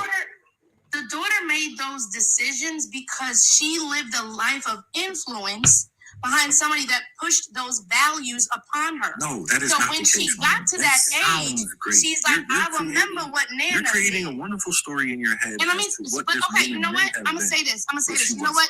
You know what? Maybe you're right. Maybe your daughter just naturally exists in a more responsible way. That's why she looked at both of you and was like, "Nah, neither one of y'all motherfuckers is Nana for me." Shout out W to his daughter, man. Just born that way. W to your daughter, man. She a dub to me. She was wise beyond her years. I agree. That's just, hey, and some people like that. Like I'm not gonna even hold you. Some people just like that. Like I think me personally, based on where I came from, I think that a lot of the shit people be like, you know, public, you did all. I'll be like, nah, I got lucky, and a lot of it was just my natural disposition. Like the reason why I didn't do the same shit that a lot of my homies were doing, because I just naturally thought that shit was stupid. Like I was like, I don't want to do that. Y'all niggas is dumb. You know what I'm saying? Now, I did a lot of dumb shit, but I also avoided most of the major shit because it just went against my nature. Like I was just like, I don't want to do that shit. I was literally just born that way. Like that was not, I didn't learn that shit. That wasn't no book. That wasn't like I was a fervent reader and no. It wasn't none of that shit. I just was like, you niggas is stupid. Period. Like that wasn't, my mama didn't tell me that. My daddy didn't tell me that shit. I just was like, I don't want to, like, y'all want to go do that? That's stupid as fuck. I ain't into that shit. So some people just born that way. I get it. And it seemed like your daughter, you know, she was just born that way, I guess. But yeah, I get that too, because I was very largely self-directed, so that's why I didn't push back on that. But like, I would never sit here and say that my mom, well, mainly my mom, but my dad too. Like, I would never sit here and say my parents didn't play a part in that. Like, I was always independent and self-directed, but I still had parents that were there and involved and cared and. Yep. You know, took care of me and gave me safety to focus on being educated and get, you know what I mean? Like the grandma, if she did nothing else, she provided a safe space for your daughter to thrive in. Mm-hmm. I'll give her that 100%. Yeah. Same thing for my mom. She did a lot of the, you know, she set it up right for me in a lot of ways. And I didn't have to worry about my lights going off and I always had food, you know what I mean? Like little shit like that. A lot of people who I lived around, they didn't have that. A lot of people who I grew up with, they didn't have enough food in their house. They was going to sleep hungry. They was coming home and they would only eat when they went to school. You know what I'm saying? They didn't have no food. They didn't have no food, or they only ate at the free lunch at the park in summer, at the Boys and Girls Club in the summertime. Like niggas wouldn't eat all day. Niggas wouldn't eat breakfast, and then when the free lunch come up, you know what I'm saying? And the dude who ran the free lunch shit, he'd go around and he would hand out food to people. You know what I'm saying? But that shit never showed up in my house. They never came to my house. We always had food in the refrigerator. You know what I mean? So, you know, just little shit like that, making sure that definitely helped me. And plus, I just was born not a fucking idiot, thank God. But your daughter and your son, man, like at some point in time, you got to start, man. He got time, man. He's still a baby. He's still a child. Like you need to make that motherfucker get pissed to get off the pot type shit, like on some real shit. When the next semester, let me see. So winter break probably about to happen. Make that nigga go back for spring. Like, what did you? I had my son in school so fast, bro. Like, ain't no fucking way I'm about to have that little nigga working a job. You can work a job and go to school. You 18. What else is he doing? Nothing. Just working. He just working. He don't got a girlfriend. Nigga don't play sports. Like, what the fuck? Take your ass to school. At least a class. Yeah. At least one, like just for you, it stimulates you. It makes you want to do shit. It makes you just, you know what I'm saying? Just make you want to do shit. We had, around other people that's doing shit. Yeah. On a path. I agree. I'm not saying that school isn't a great option, but it's just not the right option for everybody. That's all I'm trying to say. But it's the right option for him. I agree. We have explored these options, but me trying to, I'm failing at motivating him. Okay. So then when were you going to succeed when you wanted full custody before? What? When was you wanted full custody of this child, right? At some point in time. You complained to us and told us that the judge was partial to the mother and all this other kind of stuff. If you're failing at getting him to register for one class and show up for a driving license, what were you going to not fail before? Like what you're giving him now is what you were going to give him before. You're right. Which is next to nothing. Custody of him too. He didn't want to live with her. Hey, why so you be telling him college not for everybody? That's not what I tell him. I just tell him that there's other options. He's the one who told me that he doesn't think college is the right thing for him. Why wouldn't your response to that be, well, you don't know until you try it, son? That was part of my Man, come on, bro. That ain't no fucking way.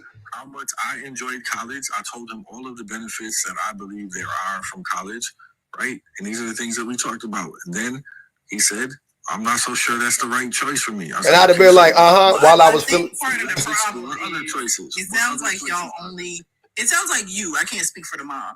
It sounds like you talk a lot about what they did or didn't want to do. And listen, I'm no authoritarian parent, don't get me wrong. But okay, the daughter didn't live with y'all her whole childhood because she didn't want to. She wanted to live with grandma. The son didn't want to live with grandma. So that even though grandma seemed like that was a pretty good environment because, you know, it worked out for the daughter, but he didn't want to do it. Like, was everything about what they wanted to do and not what was best for them? No. I mean, it sounds like if I was in the son's shoes as a child, it sounds like he probably didn't want to live with grandma because grandma had some rules, had some rules for that nigga. And she wasn't neglectful. Somebody was going to be watching him, making sure he was doing what he was supposed to be doing. Grandma didn't like him because he looked like me. Oh shit! Oh shit! Here we go. And why she didn't like you? I wasn't ready for that. I don't know, bro. Nah. Oh my god. Because he was a knucklehead. That's why the grandma didn't like him.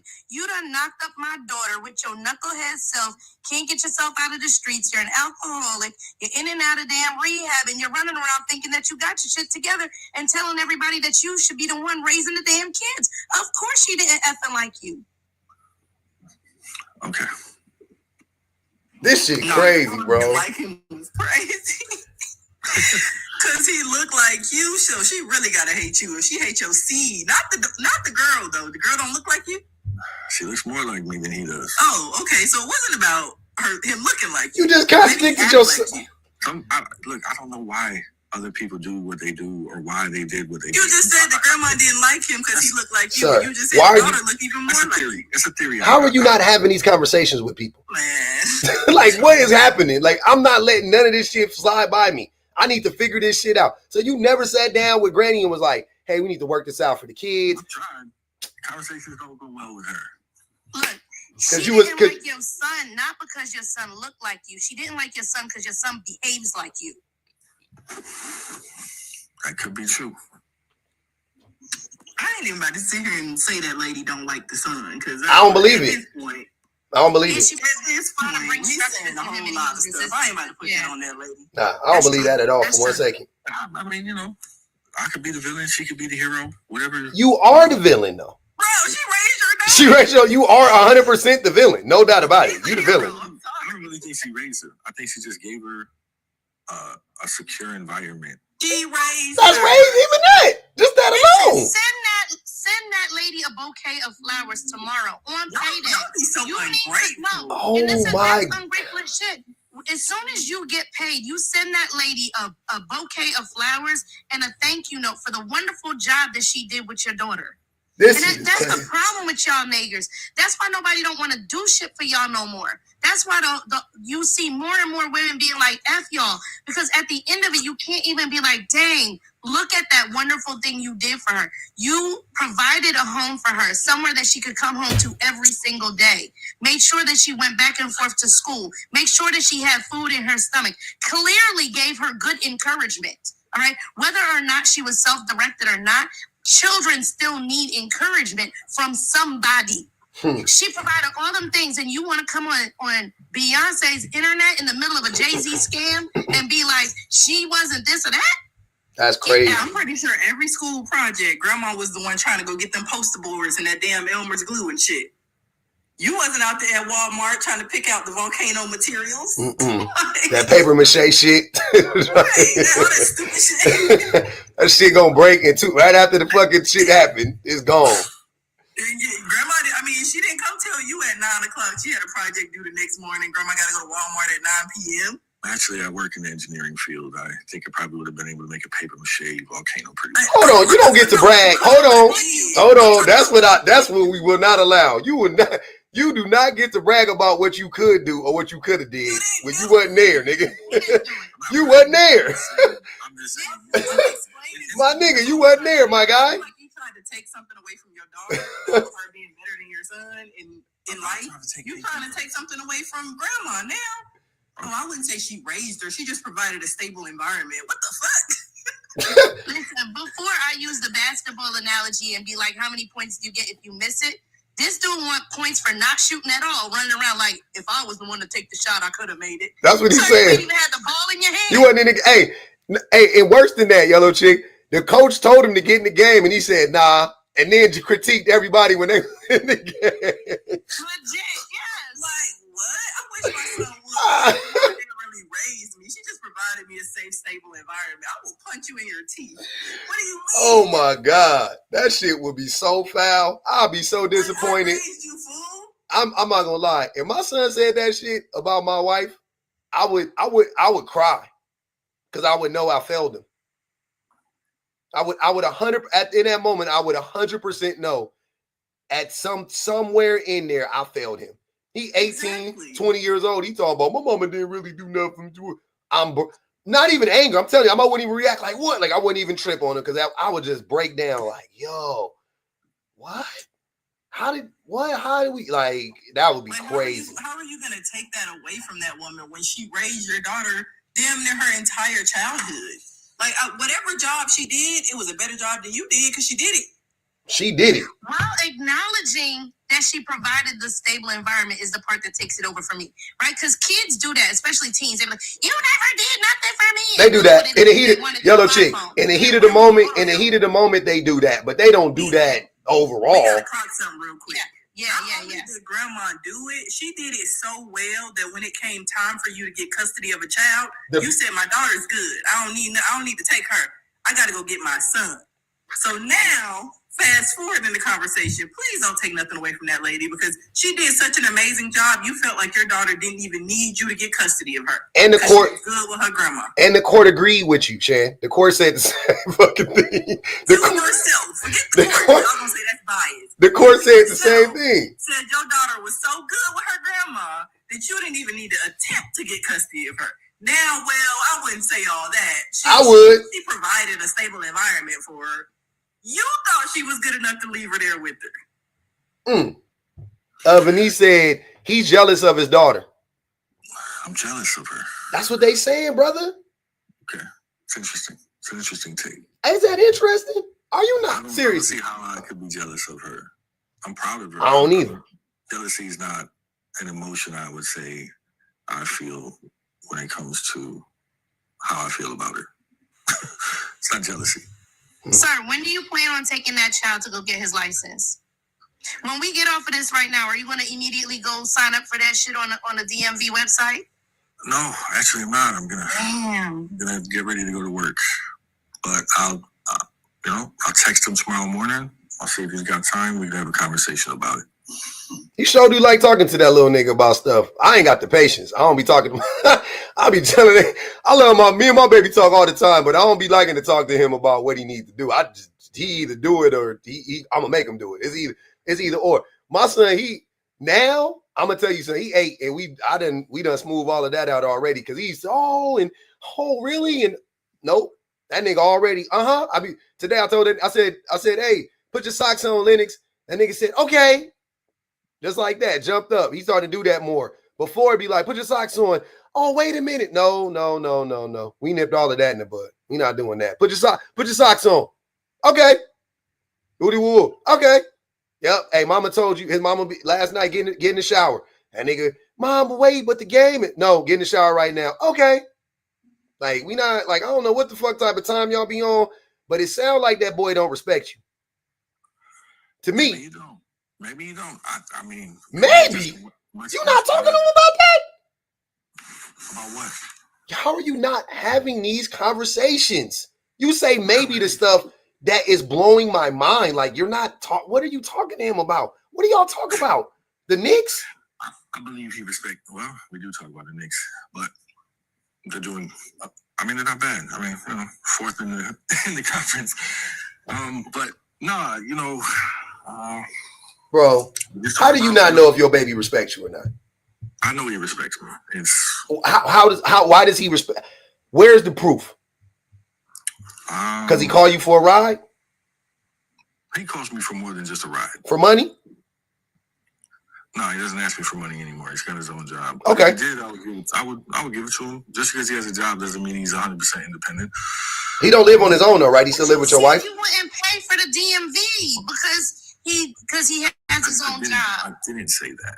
You absolutely the hell did. You did say that. I wouldn't. We had a whole lot of talking about pay for it. You said I'm not paying for that because he has a job. That's what you said. I did not say I would not pay for that. Sir, you said I'm not paying for that because he had a job. That's exactly what you said. He could pay for it. That's not what you said. I offered to pay for it for him several times. Why are you offering to pay? Why don't you just pay? Because he has to come to the DMV with me. That's what I mean by offering. Trap the nigga. Tell him you taking him to Disneyland like you do any other kid and fucking take his ass to the DMV. Like, what is we talking? Does he not want a license, or he's scared to take the test? What's the holdup? I don't know. I think it just, I work the night shift. Our hours are much different. He works during the morning. Oh, y'all just haven't prioritized it. Neither of y'all. Well, yeah. But it's also, this shit is so frustrating to listen to. Y'all gotta stop letting this boy raise himself. He's not capable.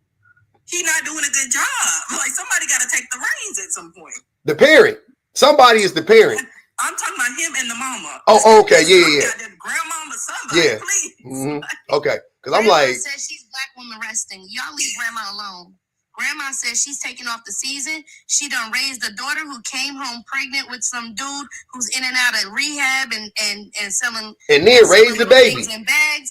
I took the daughter and raised her up again. I'm tired. I sent the second one to college. I'm not doing no more. Leave grandma alone.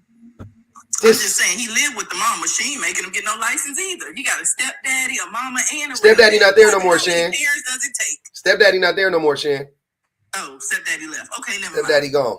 But still, he got two parents that's supposedly active in his life, and not between the two of y'all and him, y'all can't figure out how to get this boy a driver's license. Siren said you don't need a license in NYC. Like you said, it's not a priority in his life because he's got a ride. He don't need it. I don't know why he's not prioritizing it. That's coddling, sir. Okay. Yeah, if his ride is you, that is coddling. Like, I get in certain cities you really don't need a license. But if his way to get to work a lot of times is calling my dad and getting a ride, it sounds like y'all might be somewhere where he does need a license and he does need to drive. You like it that he depends on you. No, not necessarily. I wouldn't say that it's something that I like, but it's something that I take seriously. If he needs a ride, I'm gonna help him out. No, that's the only time. That's when you get to talk to your son. Mm-hmm. He only call you for a ride. He call you for a ride, and then y'all get a chance to talk in the car on the way to work or on the way back in or whatever. I mean, it's part of it. I mean, keeping it real, it's part of it. Yeah, keep it real, dude. Yeah, there's nothing wrong with that. I would give my son a ride too, but what I'm saying is, if my son is 18 years old and he obviously needs to drive, because I need to drive him, so somebody need to drive him. Why don't you want to get a license so you have the independence to be able to drive yourself? It's not that I don't want to. I'll give you a ride anytime. But do you never want to have the independence to give yourself a ride? These are conversations we've had. I'll fake like I was sick. Until he gets a car, he's still gonna need the ride, right? So the license isn't necessarily going to alleviate the ride situation. The license is only introducing you to adulthood, right? So that you said he can drive. Let me let you know right now. An 18-year-old who can drive but doesn't have a license is a liability of using somebody's car and getting caught out there with no license. Yeah. It's so many what ifs. I don't know, brother. I'm just disappointed. I'm sorry. I'm sad and I'm disappointed because I just feel like there's a lot going on that's not getting addressed. And I feel like maybe this situation has played out too many times that I've seen, and it happened with me young too. And you just scrambling for your whole life. You trying to figure shit out or whatever the case may be. It's like, why put somebody behind the 8-ball like that, especially a black man? Like, I don't get that. Black. Huh? I'm not black. You're not black. I'm sorry. Did you think I was black? You sound black, but what are you? White. You white? Yeah. Oh man. Hey man. I'm sorry. Hey man, plot twist. Hold on. Wait. Somebody told me to ask him what his race was. Somebody had an inkling. Oh my God. But I, as a man, it's all good. You a white man? Yeah. That was way too much labor. That was way too much labor. Oh my God. You was up here tricking us. Please tell me you're lying. Was I tricking anybody? You're lying. I don't believe you. What do you... Did I ever give the impression that I was African American or anything? Sir, you are not white. I hear it all over your voice. I am white. Show us your knuckle, nigga. Show us your knuckle right now. Cam up. Show me your knuckle. That's all I need. I don't need a face. Just a hand. Just give me a hand. That's all I want. Just a hand. Come on, brother. Give me the back of your hand. That's all I want. I swear to God, I'll leave you alone for the rest of the live. That's it. Yo, somebody in the comments said wasted privilege. At this fucking point. Your baby mama white? Black. Your baby mama now white, huh? Your baby. See that hand, because now I'm mad. I feel like I should have been much harder on you. Hey, I've been holding back so many things. I'm pissed. Let me see your hand. He said, see it, right? No, your camera not on. There you go. Other hand. Hey, that is a white man. That's a white man. Hey, wait a minute, y'all. That's a white man. White. Oh, that man white. White. What? Oh my God. I've been duped. So, oh my God. At which point, I don't know. It ain't your fault. It's not your fault.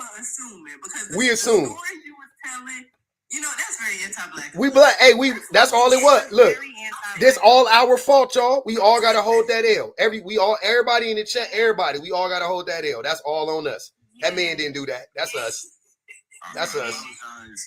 You didn't do nothing. Nah, you ain't. That's the one thing I'm gonna give you. You get 100% pass on. You did not do that. You had nothing to do with it whatsoever. Your voice is your voice. It is what it is. We assume, plus the stories, we assumed, and that's our fault. That's our bad. Yep. Very anti-black. Very anti-black. Major assumption. Wow. And see, when we say people be people and people be going through the same shit and doing the same shit across the board, bruh. But it was just the stories and the intricacies. Oh my God. Are you sure? Hey, You're just light skinned. Hey, your son gonna be all right. Come to think of it. Hold on, wait. That means that boy ain't gotta go to college. He don't need to think about it. He don't need a license. I'm over here frustrated than a motherfucker. Everybody's gonna be fine. You know what? Ain't nothing to worry about. So mad. Everything's I'm fine. over here frustrated as shit, thinking your son. I'm like this is. That boy is like in about 5 years gonna start up a flooring business and become He good. Ain't thinking it, you know what I'm saying? Making flooring in people's houses. He good. I'm thinking that's a young black boy. His mother is African American. Ah, that is a black boy. See? Oh my God. All right. I knew the baby mama was black. That's the whole story, sir. Golly. I mean, you ain't asked these types of questions. Come on now, you know this is important. Stop playing. How was that important? How was his race? How was her race? His race? How was that important? Oh, it's important. Pass, please. I'm not going home. AJ, we can't hear you. You breaking up. Everything except for the peppers, onions, mayo, lettuce, tomato. Ooh, somebody said that's pickles, onion. Oh, I already said stuff. She don't know. Said that's why Granny don't like him. Granny never liked her.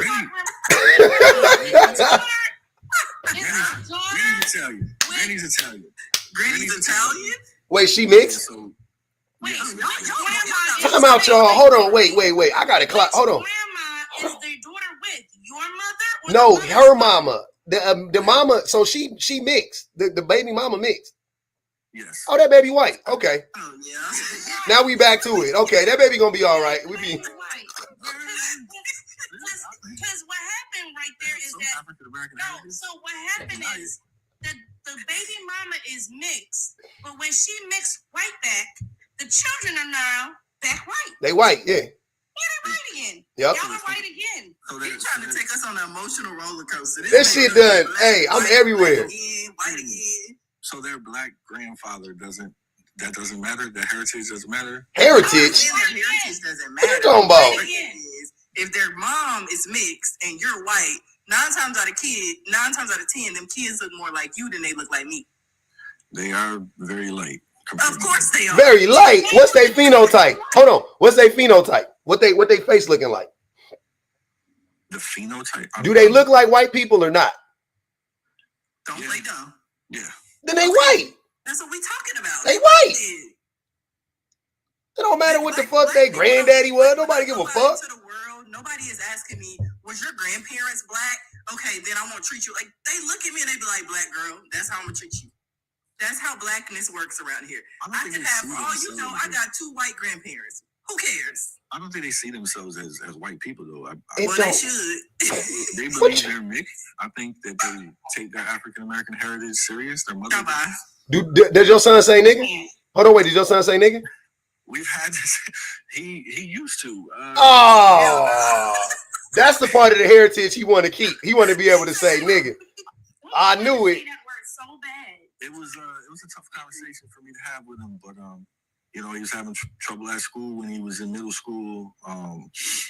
But you know, because the real black kids was like, you can't say that. Yep, they were about to drop him on his head. The real black kids was like, no. It's exactly not the real black kids, the black kids. Just the black kids. It was just the regular black kids.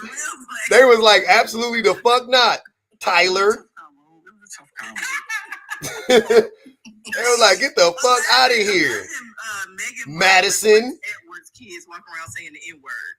Come on now. Meghan Markle is a mixed woman. She's black, half white. Prince Edward, whatever. He's a fully white man. What them kids look like to you? Their mother is not as light as Meghan. It doesn't matter. It doesn't matter. What the kids look like. The kids are pretty light. Why do you keep saying, hold on. Why you keep saying light? I don't like how you saying light. They white. Me neither. They white. They darker than me. That don't mean nothing. You pale as shit. To be honest with you, your kids might even be darker than mine, but I bet my kid look blacker than yours. 100%. That's interesting. Yeah, I can show you a picture right now. Your kids are probably darker than mine. My child is very light. My boy looks like he's a black child. His kids is probably the ones that be running around the school trying to put their arm next to the other kids. Like, am I darker than you? Am I darker than you? Am I darker than you? We're not talking about lightness. Hey, your son gonna grow up to look like Bob from The Office on Martin. That's me. Who you talking to? Bob. This nigga, I'm talking to him. Oh, I'm like, what the hell? Not you, Shane. What the fuck? Your son is a black boy. He gonna grow up to look like a black man. From The Office is. That's why I was making sure. Bob, that was like Bob. That was on Martin. That was like, I'm out of control. Gina's out of control. The whole party's out of control. I never watched Martin. Sorry. Okay, so I apologize for the plot twist. Hold on, that's the whitest thing I heard today. Wait, you never watched Martin? Stephanie said, "Shay, you gotta go." Plot twist after plot twist. Spider-Man, did you watch Martin? Yeah, I did. I don't remember Bob though. He lying. You didn't watch it. I did watch Martin. What's your favorite show? That sounded like a white man. I can hear creep. It's tinges of it here and there. Hey, what's your favorite Martin episode? Well, I mean, I don't know. Quickly. I like the one with Shanae with Jamie Foxx was playing him. Or was that Martin playing him? Shit, Martin. Jamie Foxx. You didn't watch it. You didn't watch it. You talking about The Living Color? I wouldn't say you have to watch Martin religiously every single day. I don't remember. So you didn't watch? Then nobody passively watched Martin. Nobody passively watched Martin. You either watched it or you didn't. If you watched it, you saw every episode. If you didn't, you didn't watch it. All right, I didn't watch it. Okay. Exactly. I've seen a few episodes. It ain't no point in lying. They gonna clock. Listen, don't say you watch Martin. No, the definition wasn't clearly defined. Have I seen the show or did I see? You know what? You lie like a black man. I think that's what really got us. It's the. Even if you passively watch Martin, you should know the answer to this. What did Tommy do for a living? Nobody knows. He was always at work, but no one knew what his job was. Tommy was the one that didn't have a job, right? Tommy ain't got no job. Yeah, Tommy don't have no job. Tommy. But wasn't Tommy always acting like he was at work? Yeah, he did. He always acted like he had a job. Hey, Martin asked Tommy. Martin asked Tommy where he said. Tommy said he moved to the new place. He got it, and Martin said, "Oh, you got a new job?" He said, "Where?" He said, "Across the street from my old job."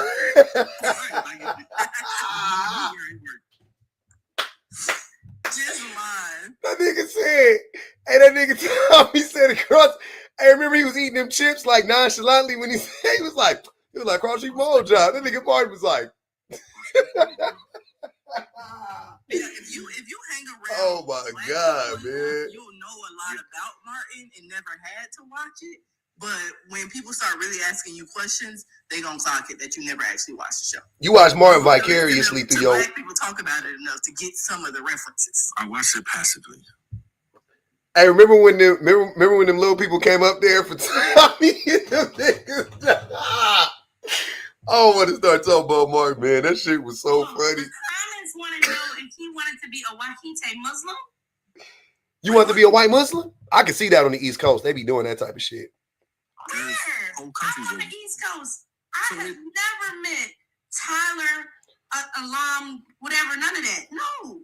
So Islam is not exclusive for. We know. Race. Okay. Martin. Malcolm said when he went on his on Hajj, he said he ran into blonde hair, blue eye white people that was Muslim over there. Difference between the Nation of Islam and Orthodox Islam. Oh, sir. Please. This shit crazy. The white splaining is wicked over here. Like, what is happening? We know, brother. So, did I want to be a white Muslim? No, I wanted to be a Muslim. I just also happened to be white. My race never crossed my mind when I thought about seeking spirituality through Islam. Nobody told me you're white, you can't be a Muslim. Hey, Angel said your son's job makes you uncomfortable. All the pretty flowers said he want to be his son's homie, not his dad. He said 504 Empress said he claimed his ex came from an affluent home. Now granny ain't ish. Basketball G said grandma be the real hero in this story. Reese Skyler said, has anyone supposed to vet? How's anyone supposed to vet a man like this? Drop. That's 17 on that boy head. Nishan said, please ask Uptown how he's working in the engineering field with a criminal justice degree and not an engineering degree. Yeah, that's a good question. Would you like me to answer all of those questions? Just answer that last one, I guess, first. I knew somebody who already worked at the company. They were able to get me in. I'm not an engineer, but the field. You work in engineering? Yes. That's what you said. You didn't say you was an engineer. I remember that. No, I didn't. So yeah, networking got me the job. Mm-hmm. You an engineer though. You be engineering these lies. You've been engineering a lot of lies. I don't think I'm lying. I'm trying to be as honest as possible. You a master builder. You ever seen Legos? You a master builder of lies. You motherfucking what was Morgan Freeman character? The white haired dude, Petruvius or whatever his name. You Petruvius in this motherfucker. You a master builder of some. You've been constructing some goddamn lies. And 504 Emperor said that's worse. Osa said $2 on the panel, and the white guy with the black scent. This shit crazy. Cash Me Outside. Come on. Cash Me Outside said, Pub, how you let us get catfished?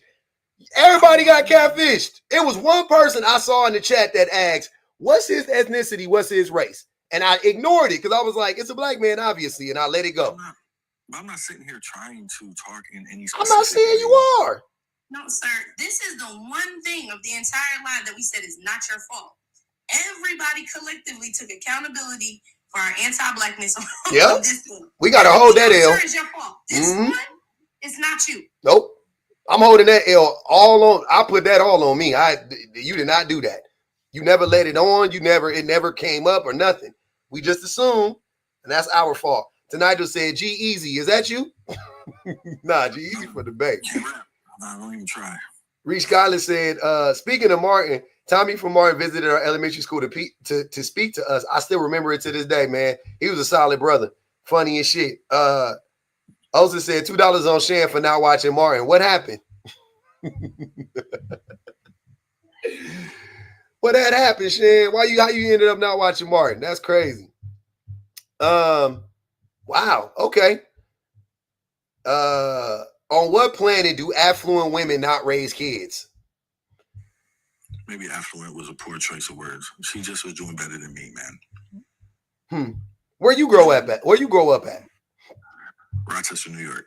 And where she grow up at? Greece, New York. It's a suburb. Ain't Rochester a suburb? Nah, we got a city. Hold it in the city. Out the city. We're not the city, though. No, we're not the city. You're not the city. You are a city, but you're not the city. Right. I'm in Jersey. That's why I'm like, you're not the city. No, it's a city, right? Not the city of New York, no. Yeah. Siren said it's rural ghetto.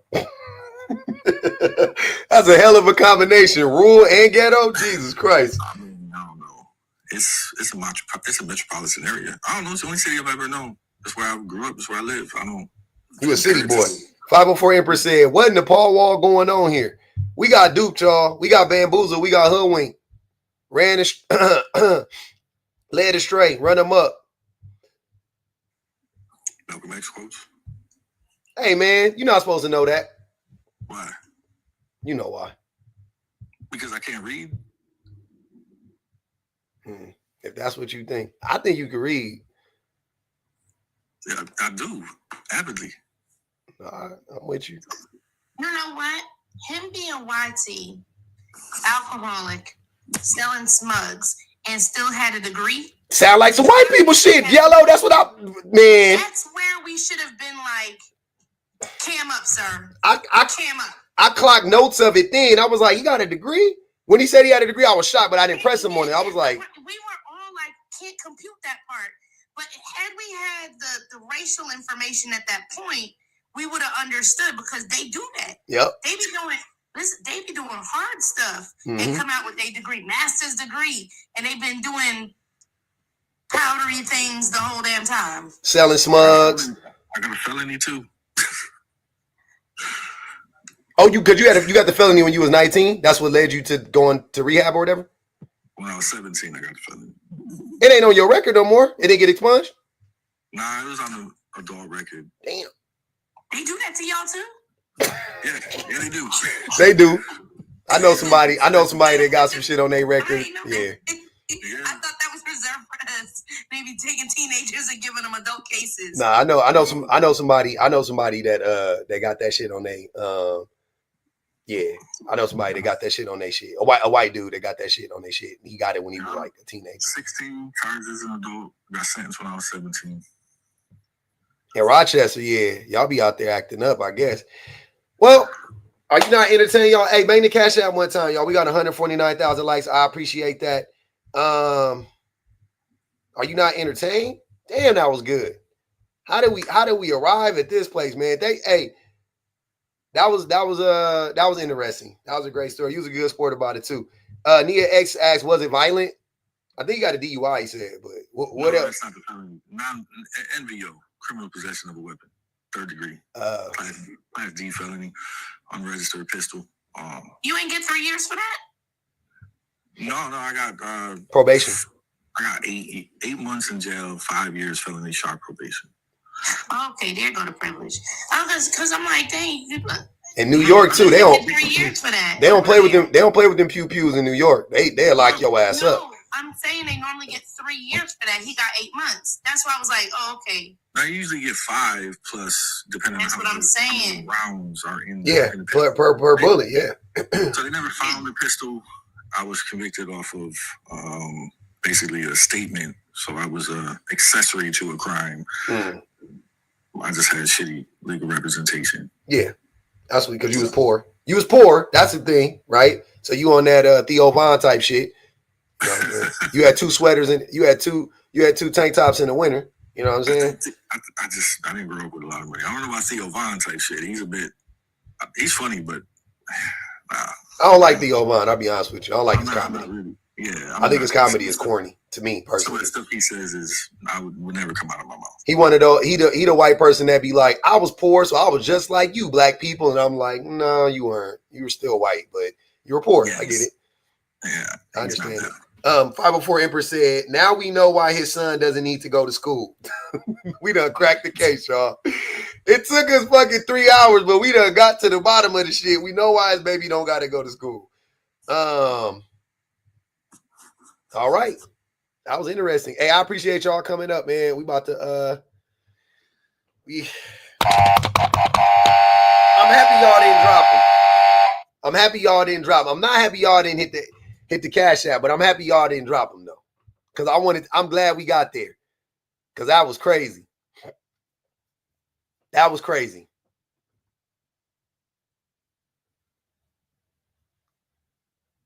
That was wicked. How did we get? What the fuck? What just happened? What just happened? I'm still trying to understand. I'm processing what the fuck just went on. That was fucking crazy though. Siren said she knew he was from Rochester. I don't know who asked what his race was. I feel like y'all knew it. Somebody knew it in there. Why I need jail time? I ain't do it, man. Oh my God. What the fuck was that?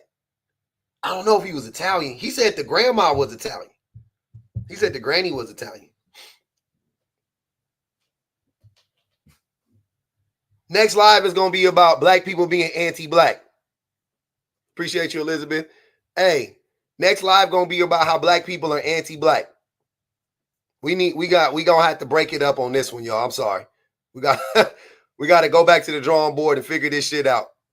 When you seen them do this shit, you was like, oh, you started doing that Beyonce shit? I was like, yeah, we cooked. Yeah, we definitely fumbled on that one. We fumbled on that one. We're gonna have to take that. We're gonna have to take that back to we're gonna have to take it back to the drawing board. So, oh my goodness. Nail beds was pink as shit. Cat Lady Without a Cat Does Reviews said, best live ever. You pulled a Dusty Chad. Hey, W for that. A Dusty Chad is crazy. We did it, Joe. How we get a Dusty Chad out this motherfucker?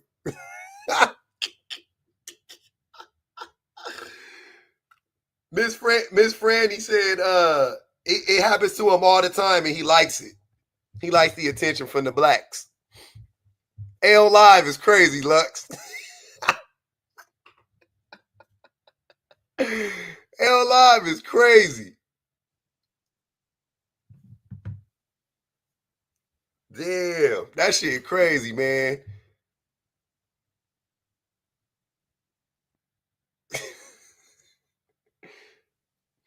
Folks said, see why Pub doesn't center black men? They come in all colors. Exactly. It don't make no sense to center black men when it's white dusties out here. I'll be damned if I center black men when it's a bunch of white dusties running around the planet. Why would I ever do that? That's anti-black. That's anti-black. That's anti-black. Centering black men when it's white men doing the same shit? Oh, no, I can't do it. I can't do it. I refuse. Absolutely the fuck not. Nope. Cannot do it. Dusties is everywhere. Dust is on every continent. It's dust everywhere. The shit get in your lungs. The shit everywhere on job sites. It's at work. The dust be everywhere, man. It ain't just in the hood. Dust everywhere, all around. It's in the suburbs. It's in the rural areas. It's in the trailer parks. It's in Orlando. It's in Rochester. The dust just all around us, all in your face, in your eyes. You get it caught, it be in your hair. That's why you got to shower every day. It's dusty. But the plot twist was wicked. I ain't gonna hold y'all. The plot twist was twisty. The plot twist was twisty. That's all I know. Like a pretzel. I was like, what? Nah, that's crazy. Y'all, all of y'all pattern recognition people like me that love to we see what happened. We can spot we know what's going on in the movie in the first 15 minutes. All of us that know that shit, we failed. YT dust is chalk. Chalk dust. Oh my God, man. E40 said he everywhere like space. He said he all around like space. He everywhere like air.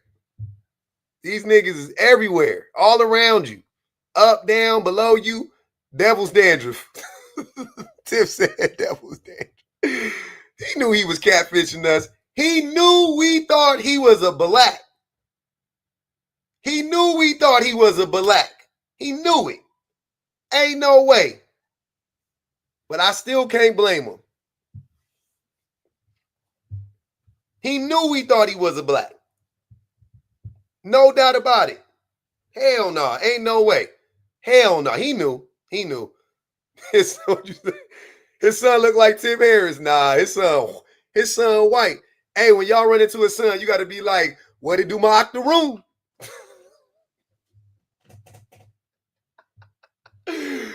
Oh, man. He's 1/8 black. Oh, my goodness. The Secret Service whispered to that nigga like, he's 1/8 black. What it do my octoroon? That's a white man. His son walking around looking like Drake's son. Drake's son look a little black, right? BBG, leave Adonis alone. Hey, Drake's son look a little black. Like, right, I don't know if he's going to grow up looking black. He look a little, I can see it kind of. Look, if you catch him, if you see Drake's son from the side in the sun, if you see Drake's son at like 3 o'clock at like a 37-degree angle, he look like a little black. I'll be seeing it sometimes. I'll be like, that look like a little, and then I'll be like, nah.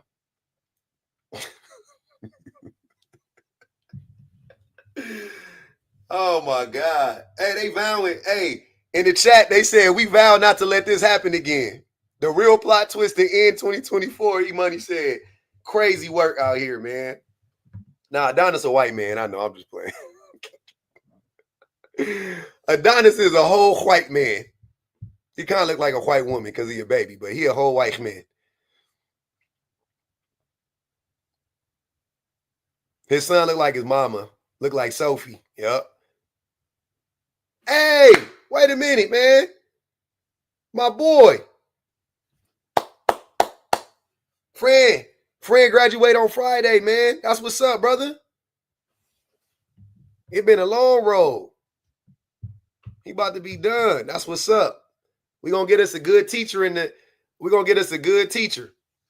My boy about to be a teacher in this motherfucker. Yeah. I love that shit. Look at a black man getting a degree. Look at that. We had a white man come up here bragging about having a felony, and we got a black man talking about he got a degree. Law, we gotta be in the episode of Black Mirror.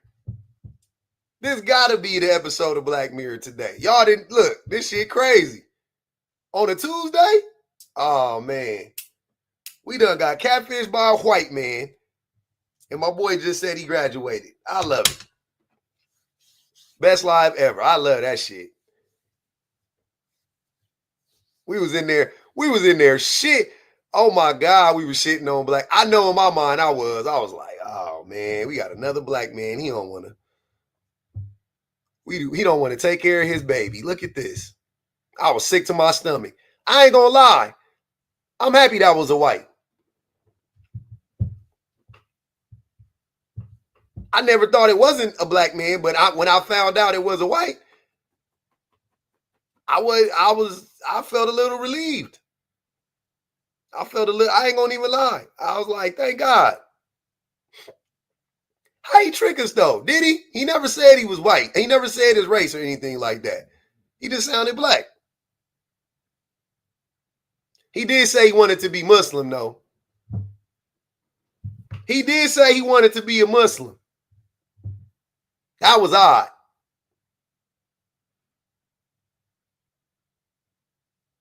That was odd. A white man wanted to be Muslim. Why? Stay on your deen, Dunny.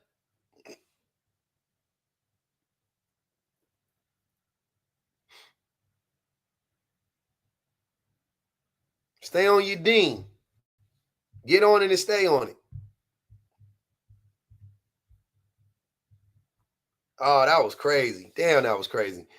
Anthony, I appreciate you. 504 Empress, Bun Mistress, Arlette, Shanika, Teresa, your favorite irritation, Invincible Summer, Mayflowers, to Nigel, Allie, K Clocks,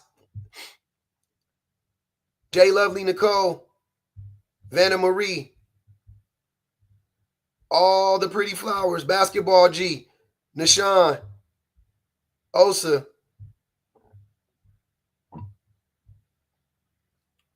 Nibiru, Nimi.